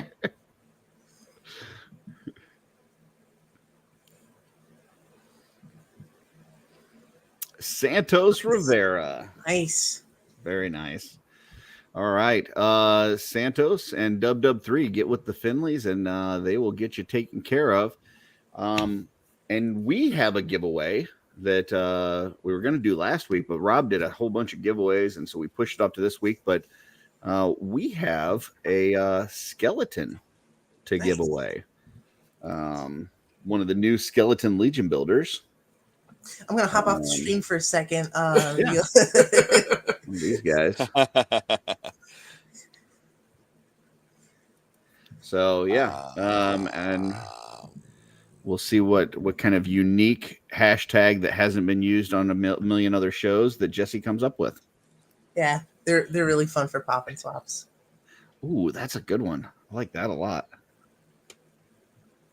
Yeah, that's nice. I can't say it's one that's never been used, but we're going vegetarian. Nope, it's been used a bunch of times, but that's cool. I almost typed double E, like MEET less, but yeah, like meatless skeletons. Yeah. Yeah. All right, folks. Hashtag meatless. Yep. Nope. Awesome. So What about Cosmic Legions? Are you guys into Cosmic? Not as heavy. Yeah, Okay. but we pick and choose more on that one. Yeah. Okay. Any favorites from that line? Waltor, the prisoner Oleg, where he's the shirtless. Mm-hmm.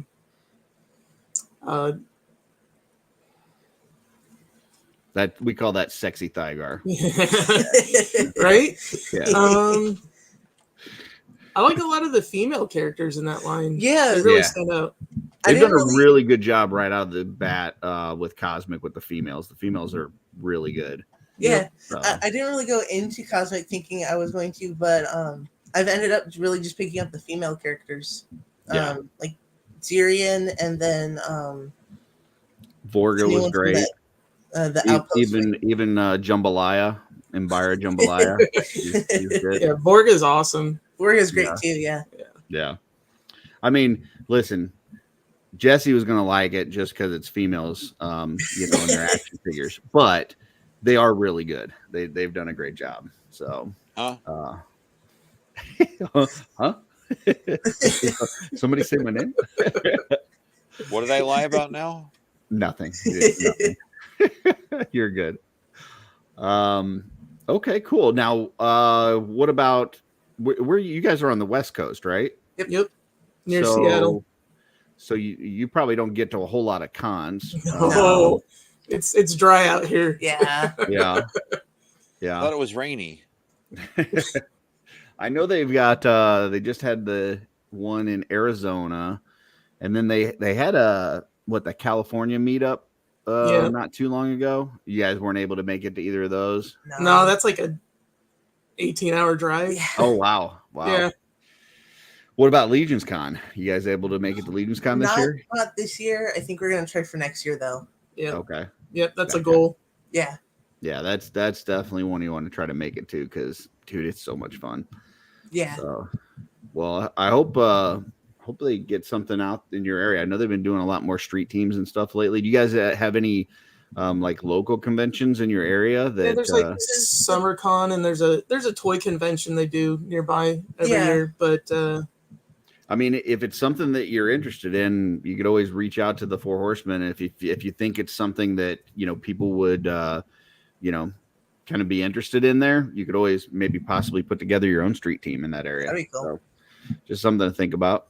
Do you know any other collectors in your area, or is it kind of just you guys? I think there's I know that there are some in the Cabal that are in Washington. I think Chris Ferrone. Yep. He's in Washington. Von Burke's up there, I think, right? Yeah, isn't he? I want to say Seattle, but I could be wrong. Oh, that's cool. I didn't know that. He's somewhere up there in the Northwest. So yeah.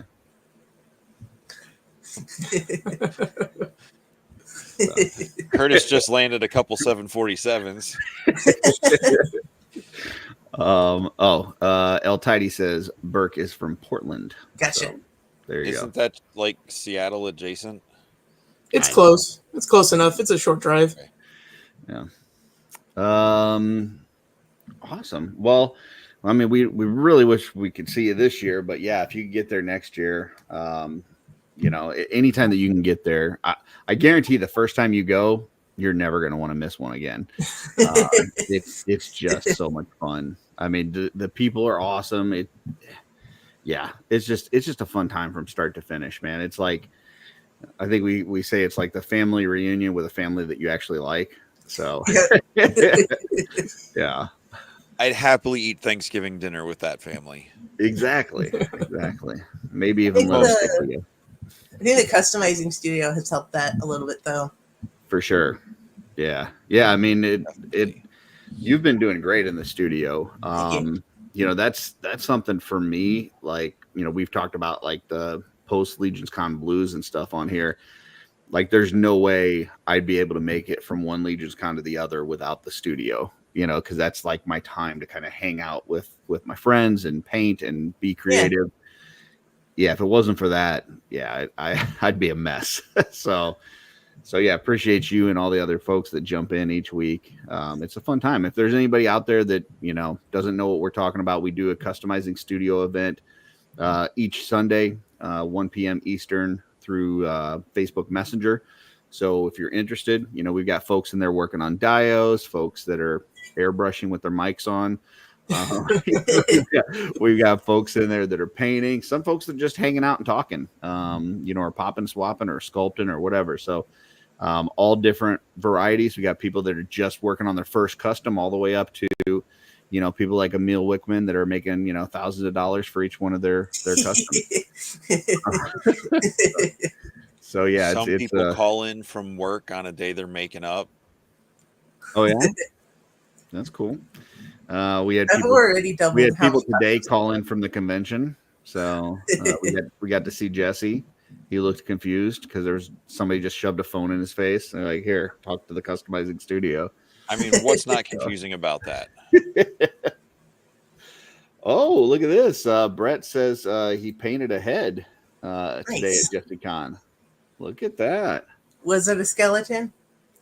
Oh, come on. Like, you don't even have to ask that. Well, I know Patrick was doing his like demo and session on the was it the Tree King or something like that Wolf King has? I forget who sculpted it, but it's the bearded face with like the branch antlers coming up. And a lot of folks like Amber painted one. That one that Amber did is phenomenal. I can't believe that's her first time painting. I saw that one. So good. Yeah. And I told her that. I'll be honest, when she posted that, I thought for sure somebody else painted that, and then she was like, she bought it, like she was showing something she bought at Retrocon, and then when I read that she painted it, I was like, wow, that's freaking good. I mean, she really is proven she's the best Gonzalez. So. Yep. And Steph painted and Monica. Nice. That's cool. Like I said, yeah. It was cool. Like Patrick, I guess, wouldn't let. I feel bad, Patrick, if you're still watching. This has nothing to do with you. My brain could not process 90% of what Patrick said the first time. There was a lot going on, and he's so soft spoken, and I don't mean that in a bad way. But he apparently was like telling people as they walked by, sit down and paint. And they sat down and painted. So nice. Patrick has, what is it the kids say today? The Riz? He's got Riz. Yeah. This painting Riz. Bop bop or whatever. I don't know. I've never been up on lingo, so I don't feel bad. Because sounds even like our shooting the shelf OffWorld at the end of Legions Con last year, where people like needed to pee and they were just trying to go to the bathroom, and we pulled them on camera. We're like, no, you're going to talk on camera for a second. Yes. So yeah. But yeah. Juan Diego Rincon says, I wanted to ask what type of paint I should use for McFarlane figures as somebody new to painting. That way I could get it before Sunday. You can really use a lot of, you just want to make sure you get an acrylic paint. But there's a lot of different brands. There's, my favorite is So Flat. Citadel makes a good paint. A lot of people like Vallejo. There's even a lot of craft store paints, just like the folk art and deco art and all that kind of stuff that you can get from like Walmart. Even something like the apple barrel stuff. Yeah. I mean, that's not the greatest paint in the world, but it'll work. I've used some of that for dry brushing into it. Yeah. So just make sure you start with a primer. Just that way the paint sticks. Yeah. I would just say, practice, try different things. There's tons of videos out there. There's tons of people in the Cabal or in the customizing studio that you can ask questions and recommendations for. But a lot of times you just have to try different stuff and see what works for you, Next time Wolf King does their Wolfie's blowout sale, $5 a head, like we did at Retrocon, come buy a couple of heads and then you don't worry about messing up because it was only $5. There you go. That works too. Well, you don't have to worry about messing up McFarlane because, you can only improve it, right? And I would say, Curtis is about to either leave the chat or kick our guests out. I've only customized a few things with McFarlane, not to improve them, but just to use them as fodder. And I've taken with McFarlane stuff, especially if it's got any sort of that like pearlescent or metallic shine to it. I like wash those pieces first, like scrub them with like hot water and soap, not boiling water, just regular sink hot water. Because I tried doing the first Gorilla Grodd they did, Mm-hmm. and like that gold armor, it just did not want to take any of the paint. Like it just they've got like, that kind of like pooled. hard, shiny plastic in most instances that you definitely want to either give it a good wash or even prime it, like Nathan was saying. Like get a good primer that'll stick to it before you start painting it. Mythic Legions are a lot more forgiving. Like they're kind of made to customize. So For sure. there's a lot of parts on Mythic Legion you could just like paint right off the bat without doing anything to. Typically the softer pieces, those you would really want to prime with a Citadel primer. That's the one thing I'll tell you. There's a lot of like different paints that you can try and do different things, but when it comes to primers, especially on like the softer, like rubbery pieces, if you don't use the Citadel primer, you're gonna screw yourself. Like anything else, it's gonna end up sticky and nasty and gross. And I learned that the hard way. You want to use a nice primer, either like a really nice spray on, or like if you use an airbrush or a paint on primer helps too. Actually, I was doing some priming this week with my airbrush, and man, I tell you what, I think I'm going to save quite a bit of money because those Citadel cans are like anywhere from like $18 to $20 a piece. And I'll go through them pretty quick. And I primed a couple heads, and I looked at the amount of paint that was in my airbrush after I got done, and it was almost the exact same as when I started. I don't know that I used any. Like it just goes so far. Priming alone saves you. Curtis is using the placebo version of an airbrush where he just thinks he's painting things and his mind is telling him the colors are there. It's not even hooked up to anything. There's no air coming through. Darla's just sitting in the corner.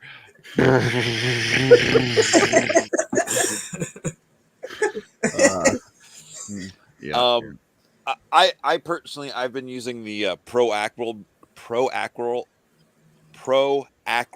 brand from Monument Studios. I think their dark gray is a great. I use it on anything. Is that a brush on primer? I use it. I do. It's a brush on primer. I use it on anything 3D printed, or if it's not a Four Horsemen part. Gotcha. I'm especially if I'm going in a really different direction with the color. They have other colors as well. Like they have white, they have black. I think they have a lighter gray, but the dark gray just works for me. Alberta says Curtis finally gave into the dark arts. All right. Here's the truth. I'll throw this out there, and somebody already identified this in one of the chats that we're in. Curtis is a role that Curtis plays on TV. So just so you're aware, there's certain things that you guys see on YouTube that may be an exaggerated Curtis, not really the real Curtis. So Jesse just looking around, not even commenting. I'm sorry. This was a Curtis moment. I was letting you do your thing. I didn't want to make jokes. Like, for example, one of the famous parts of Shooting the Shelve, it's actually in our intro and it's in our outro about me snapping the Silverhawk figure. Immediately after it was done, I glued the figure back together and put it on my shelf. So just FYI. Like as soon as that show ended, like when we went into the green room and the credits were done, like I saw him like putting it back together. Yes. Like I had no idea he was going to do it. Some things are just for your guys' entertainment.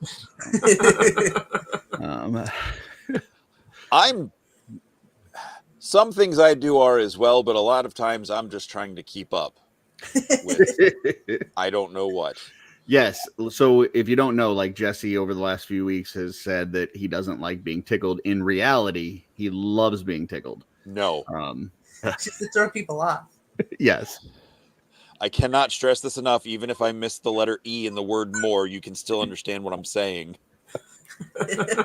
Paul was there this weekend. He said he sat in on the painting session and painted a tree head guy. People that hadn't painted anything before were having a great time. Nice. That's awesome. I love it. That's very cool.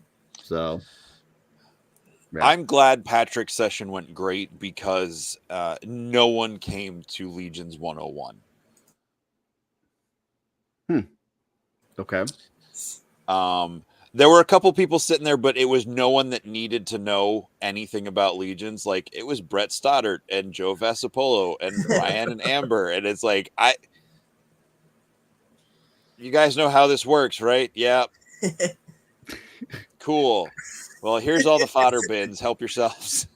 Steph says Curtis is like a Tootsie Pop. How many licks does it take to get the inside of a? Yeah. Yeah. The world wanna may never know. You we may don't never know wanna the know. real Curtis. So yeah.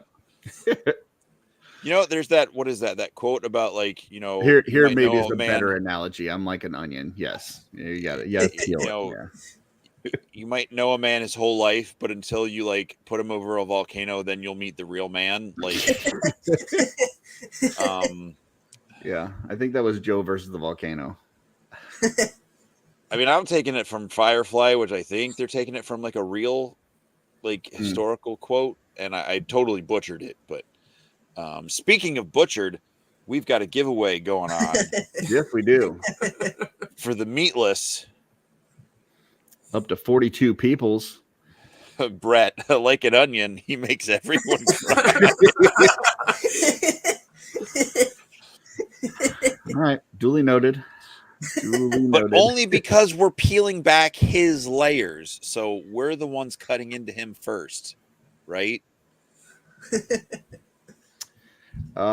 Dave Bennett says, I'm so bummed I didn't make it in time to get tickets to the painting session at LegionsCon this year. I believe he's talking about the customizing studio. I do have some people on the wait list, and I got some new information today.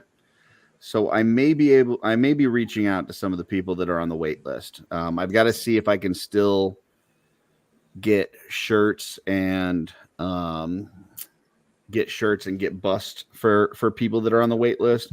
But was talking to them. My wife is going to kill me guys today, and they do their show from the same room. And supposedly the room holds 50 people, but last year they crammed a lot more than that in there. Now, they were all sitting in rows watching a show. That's not really what we're going to be doing, but we may be able to get a few more people in there. So stay tuned, Dave. I may be reaching out to you. We'll see. So he says I'll be Well, I guess friend. So forget me then. I'll see what I can do. I got to talk to Lynn and see how much trouble it would be to get a few extra shirts and busts and stuff, and then I'll reach out to you folks. So, well, speaking of shirts and busts and stuff,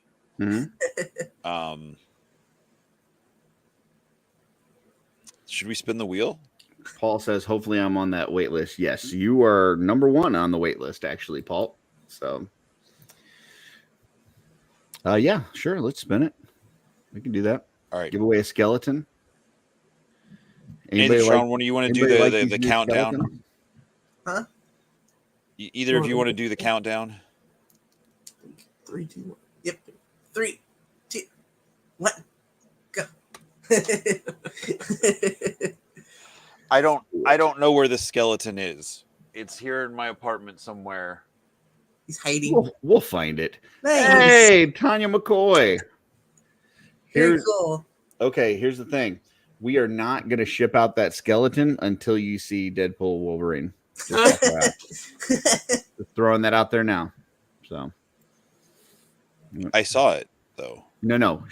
Her and Kevin have to see it. They have to show us pictures of their ticket stub, and then we'll send it out. So. You guys just send me your address. I'm not putting that much effort into this.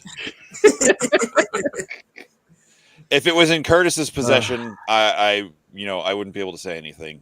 And I apologize. The last one I sent out, I signed my name not because Curtis didn't participate in it. I just hate signing other people's names. Like if I was married, I would never sign, from Jesse and whoever, like on a card.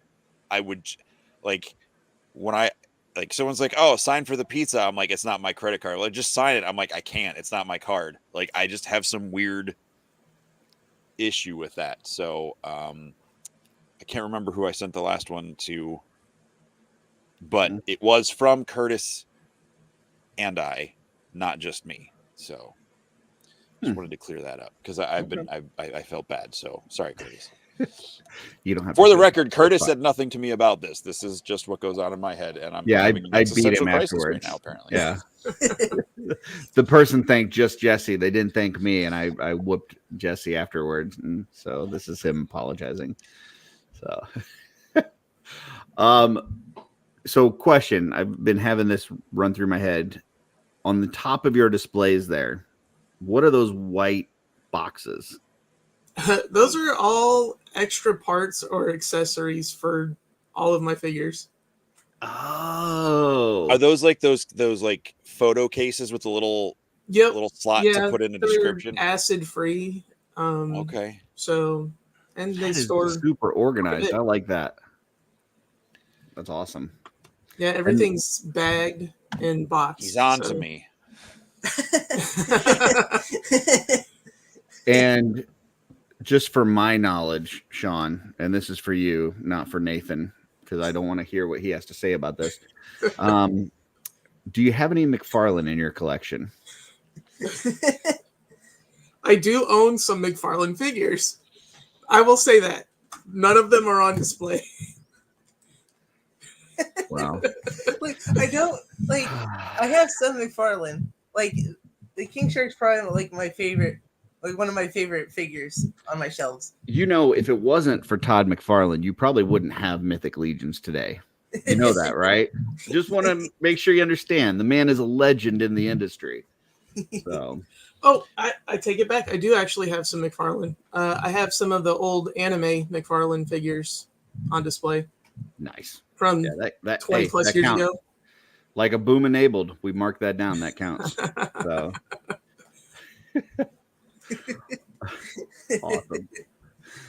Awesome. Steph's asking if you guys can adopt her.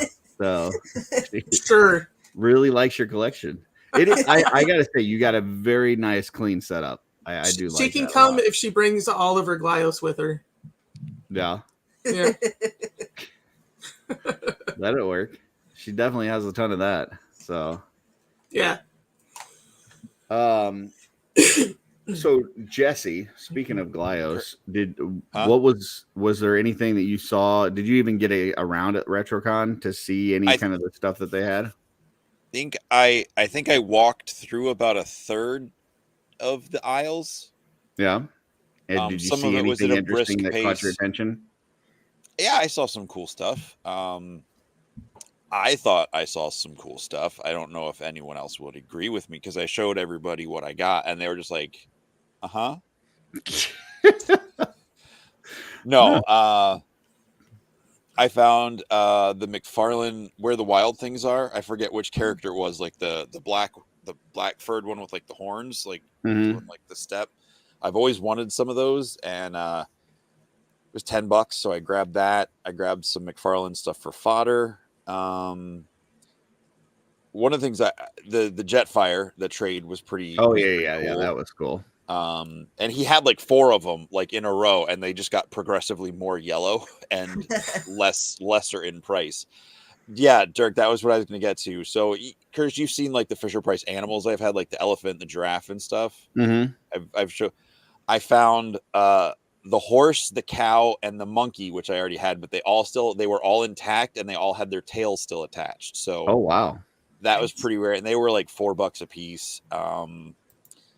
I found a couple adventure people, like not any of the exciting ones, like the medic and one of the other stunt motorcycle guys, but not the one with the cool floppy legs.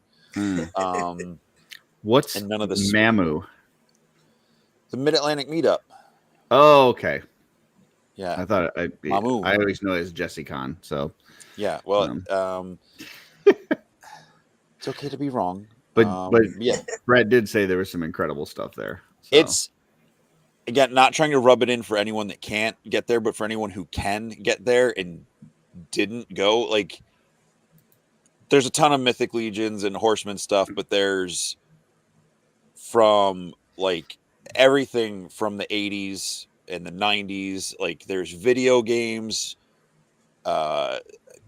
like you get some of the not weird, but kind of always feels out of place to me, like the people that are doing like the crocheted Mario like coasters and stuff. Like there's some of that, but most of it's roller bead Mario.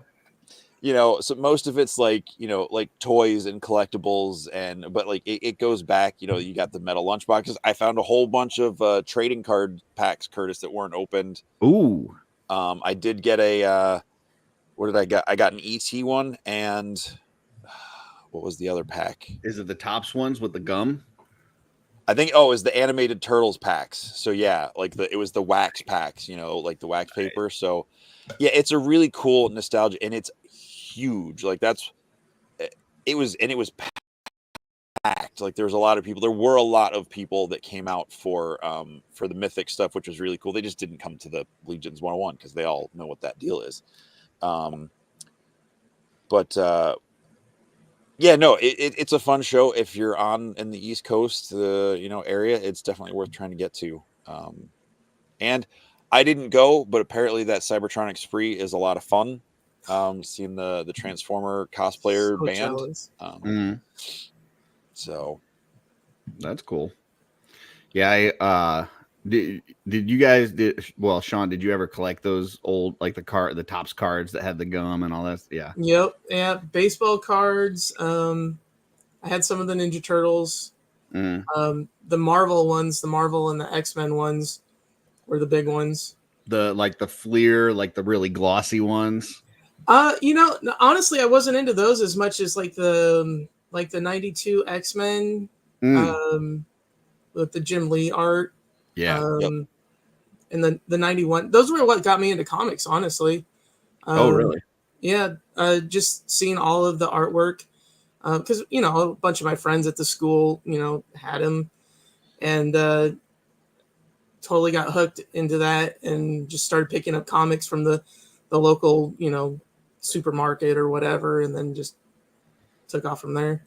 Do you ever I know like me and my friends would do where we would get together and like bring all of our duplicates to try to trade for ones we didn't have. You have those? Yeah. And you're trying not to get scammed. Yeah. That was cool. Yeah, I just recently got some Batman 89 Batman trading cards. Nice. And I bought, there were 4 different packs, so I bought one of each, and then I bought an extra one to open just for like the experience of opening it.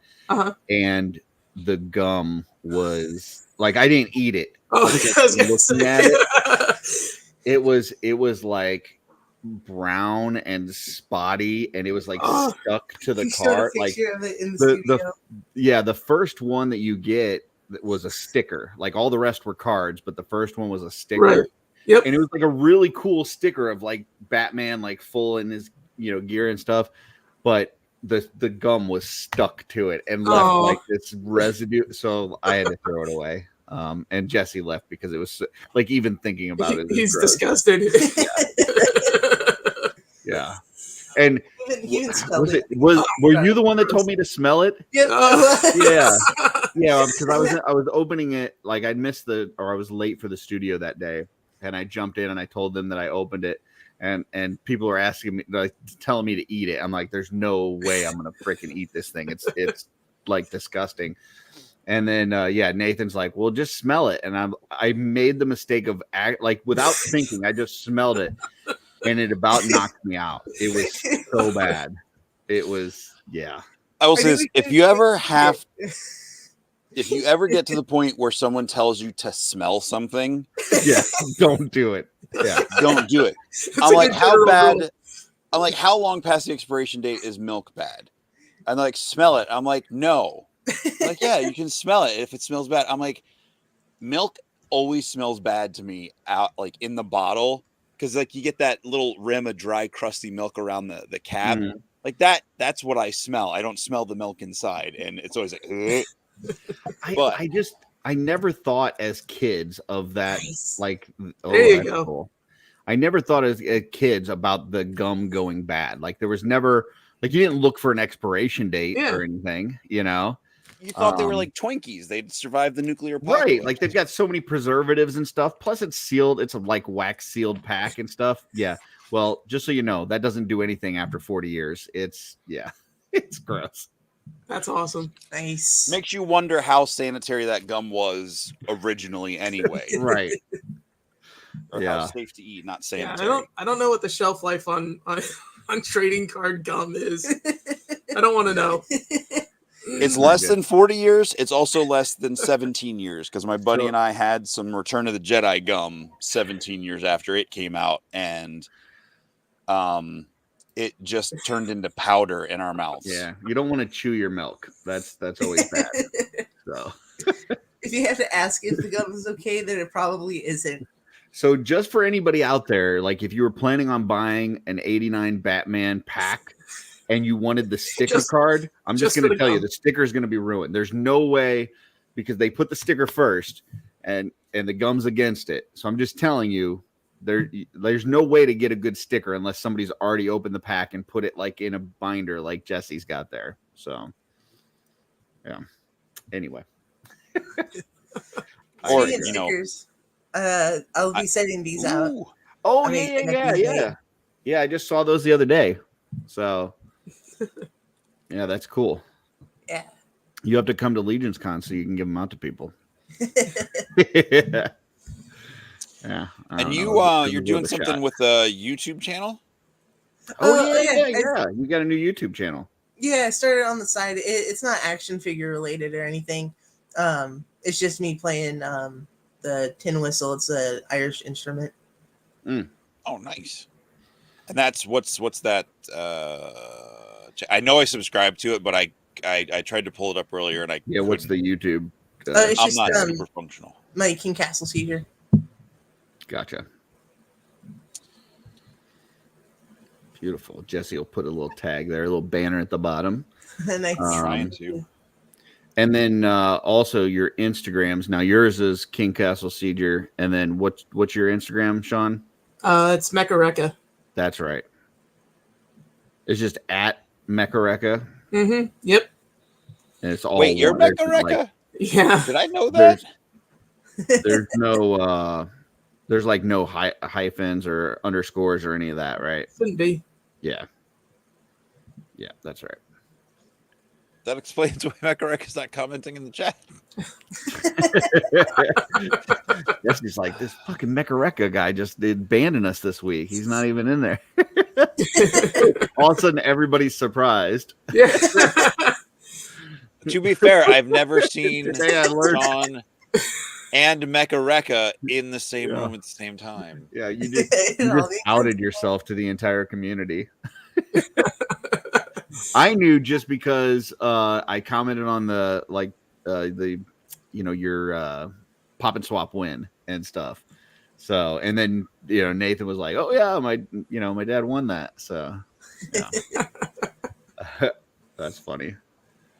Well, while Jesse works on those banners, anything else that you guys got coming up that you're excited about? Any whether it's toy releases or anything else that you guys got going on in your lives?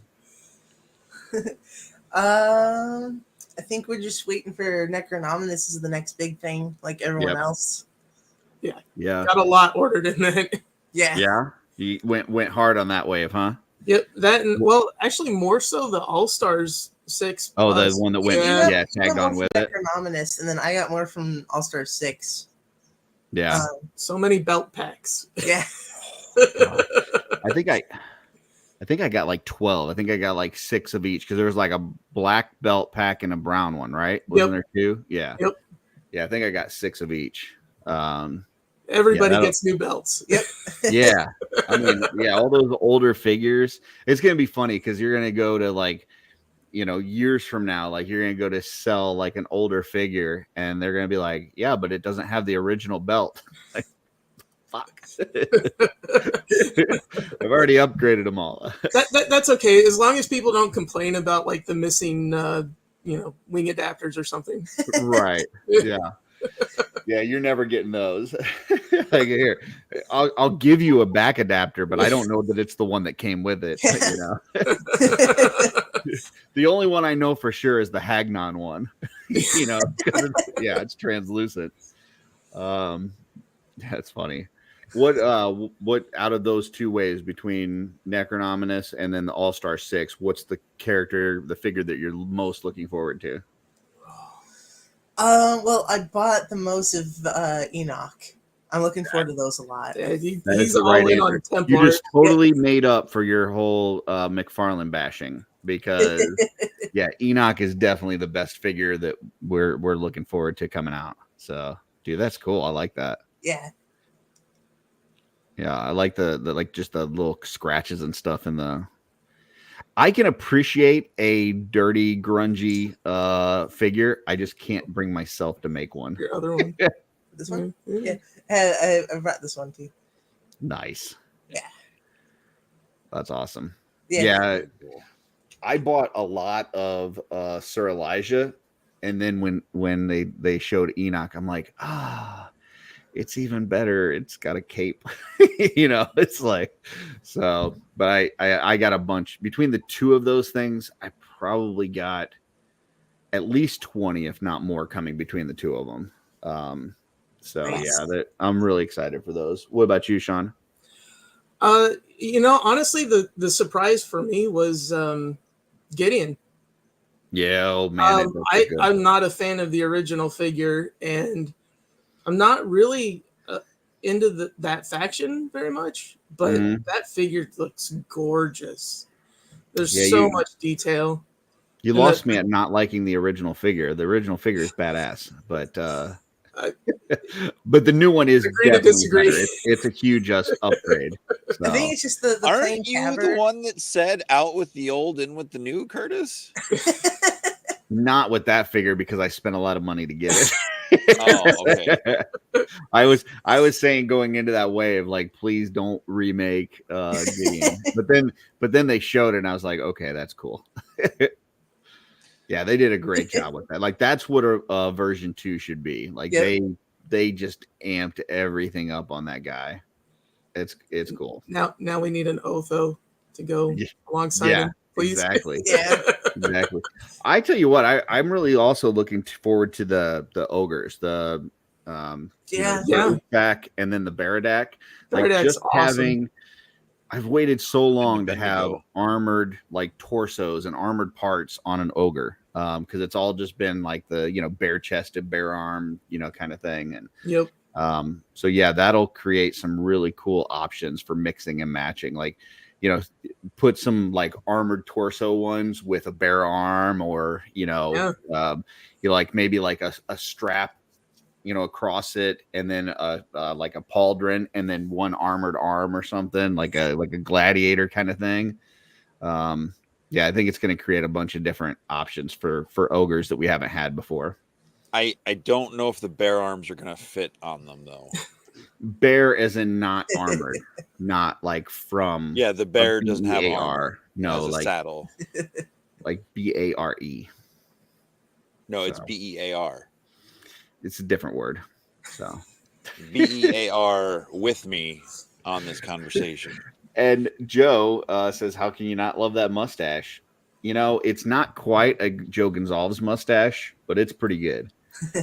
So Joe's mustache is phenomenal. So what else would it be besides toys? So any kind of like music, movies, video games, anything else you guys are into?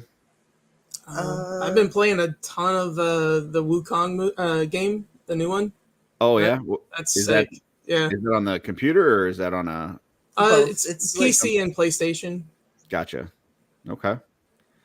Is it like what kind of game is it? Is like it's telling a story as you go kind of thing, like an adventure game? Yeah, it's a kind of exploring, like a continuation of the original story. Okay. That's cool. That sounds like fun. Yeah, it's really cool. Yeah. Looks great.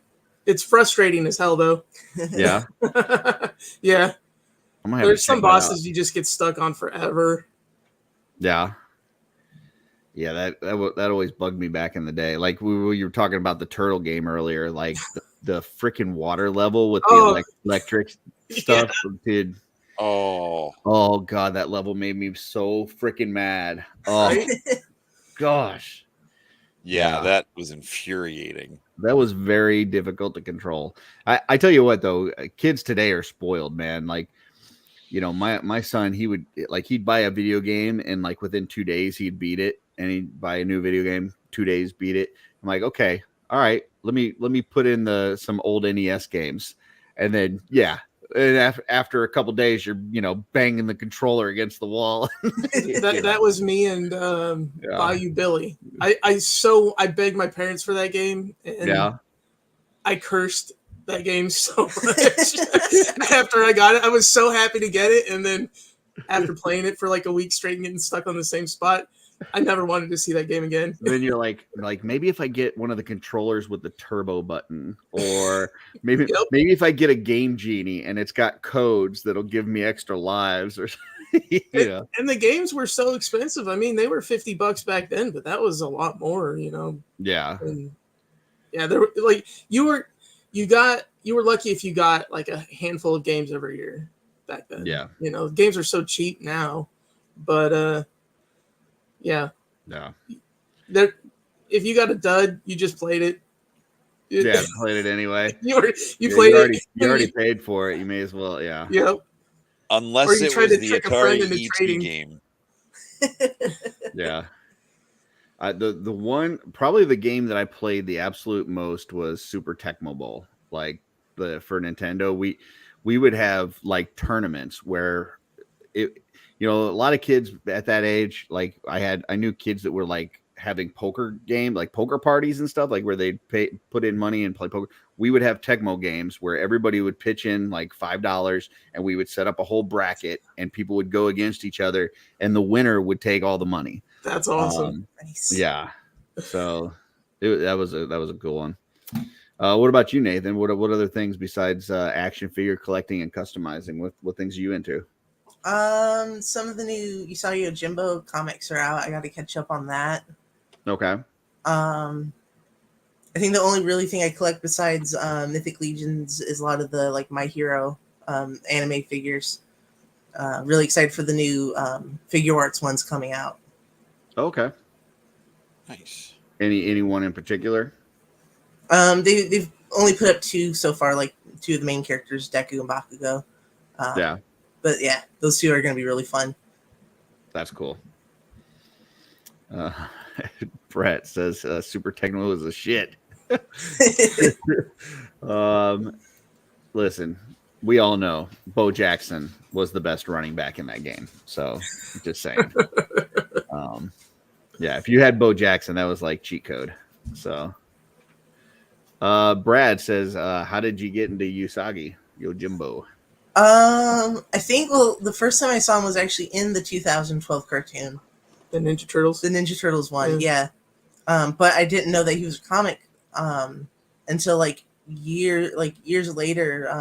Until I think just like last year, you showed me the NECA figure. And I'm like, oh, that's cool. And then you're like, oh yeah, that's got a comic with it.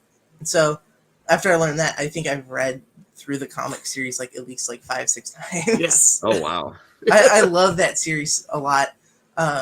There's hints that NECA might be doing. They're in talks with Stan Sakai to do a full line potentially.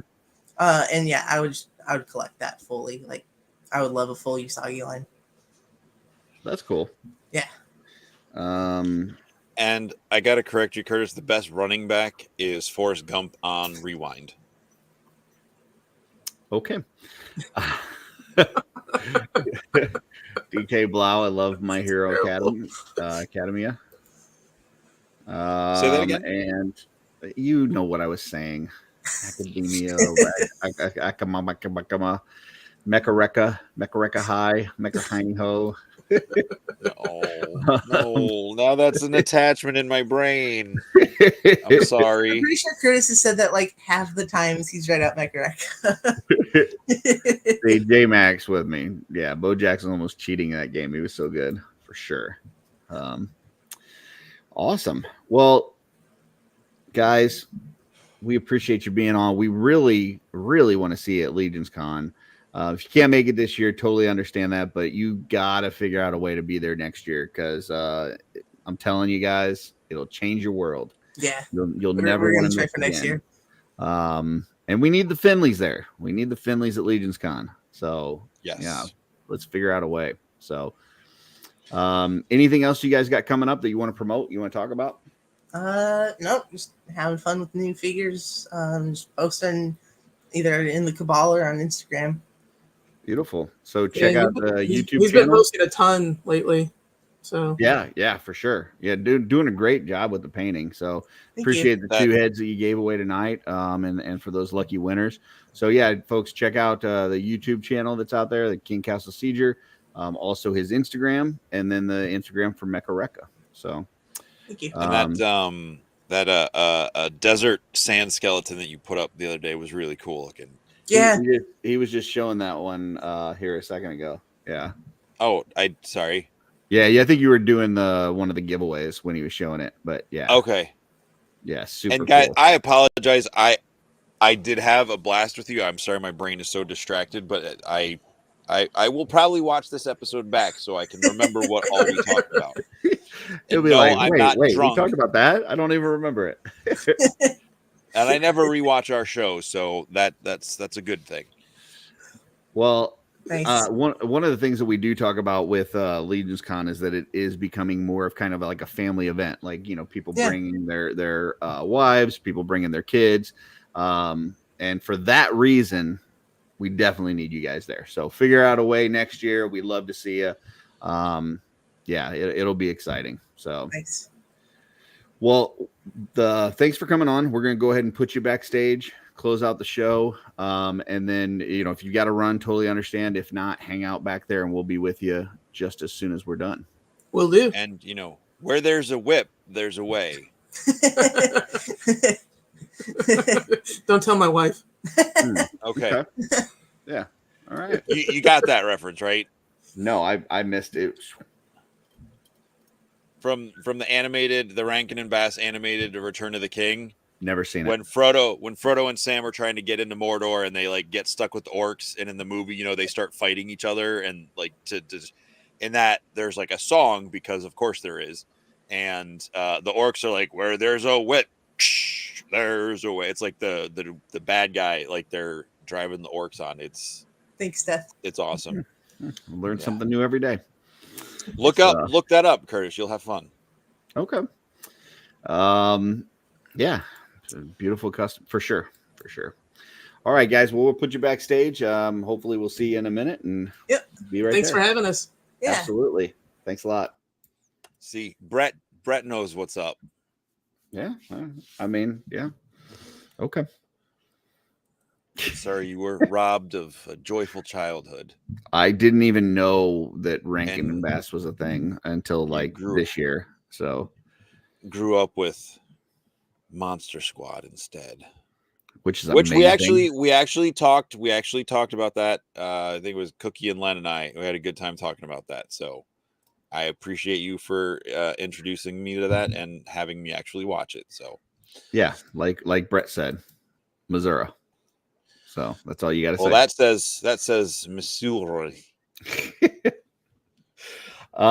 a type of soup. Well, Jesse, we had a very busy weekend, so we don't have a preview slide for next week. We do have a guest next week. We do. We do. It is yes, one that you scheduled. Is it? It is.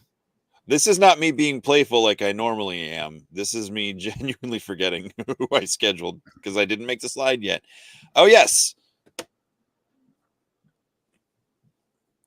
My phone's too dark. Nolan. I almost said Nathan because Nathan was just on here. Nolan LaRosa is coming on to join us and talk about toys and collecting and stuff. So make sure you tune in next Sunday night, back at our regular schedule time of 8 o'clock. Thank you, everybody, and Nathan and Sean for allowing us to push back to 9. I was still 45 minutes away on the highway at 8 o'clock, so I would have been very late. Mm-hmm. Mm-hmm. Yeah, so that'll be fun next week, and we'll have the preview picture with the the link and everything up in a few days. So check that out. So, and I think that's it. We'll close this out so that you can get some rest and get everything. I have to unload I took the work van. From work. Definitely got to So I have to go unload some of that stuff out before I go to bed tonight. At least I don't have to take it back to work tonight. I can do that in the morning when I go to work. So, well, everybody, when you listen to the outro music and you hear me snap the Silverhawk and you hear Jesse go, no, just know that the Silverhawk is back in my collection. And Jesse maybe exaggerated the no a little bit. Just saying. That was a genuine in the moment no. Okay. I'm not saying it's not exaggerated, but that was an honest response. Gotcha. That's what she said. Well, until next time. What's in your what's on your shelf? That's it. Buttons.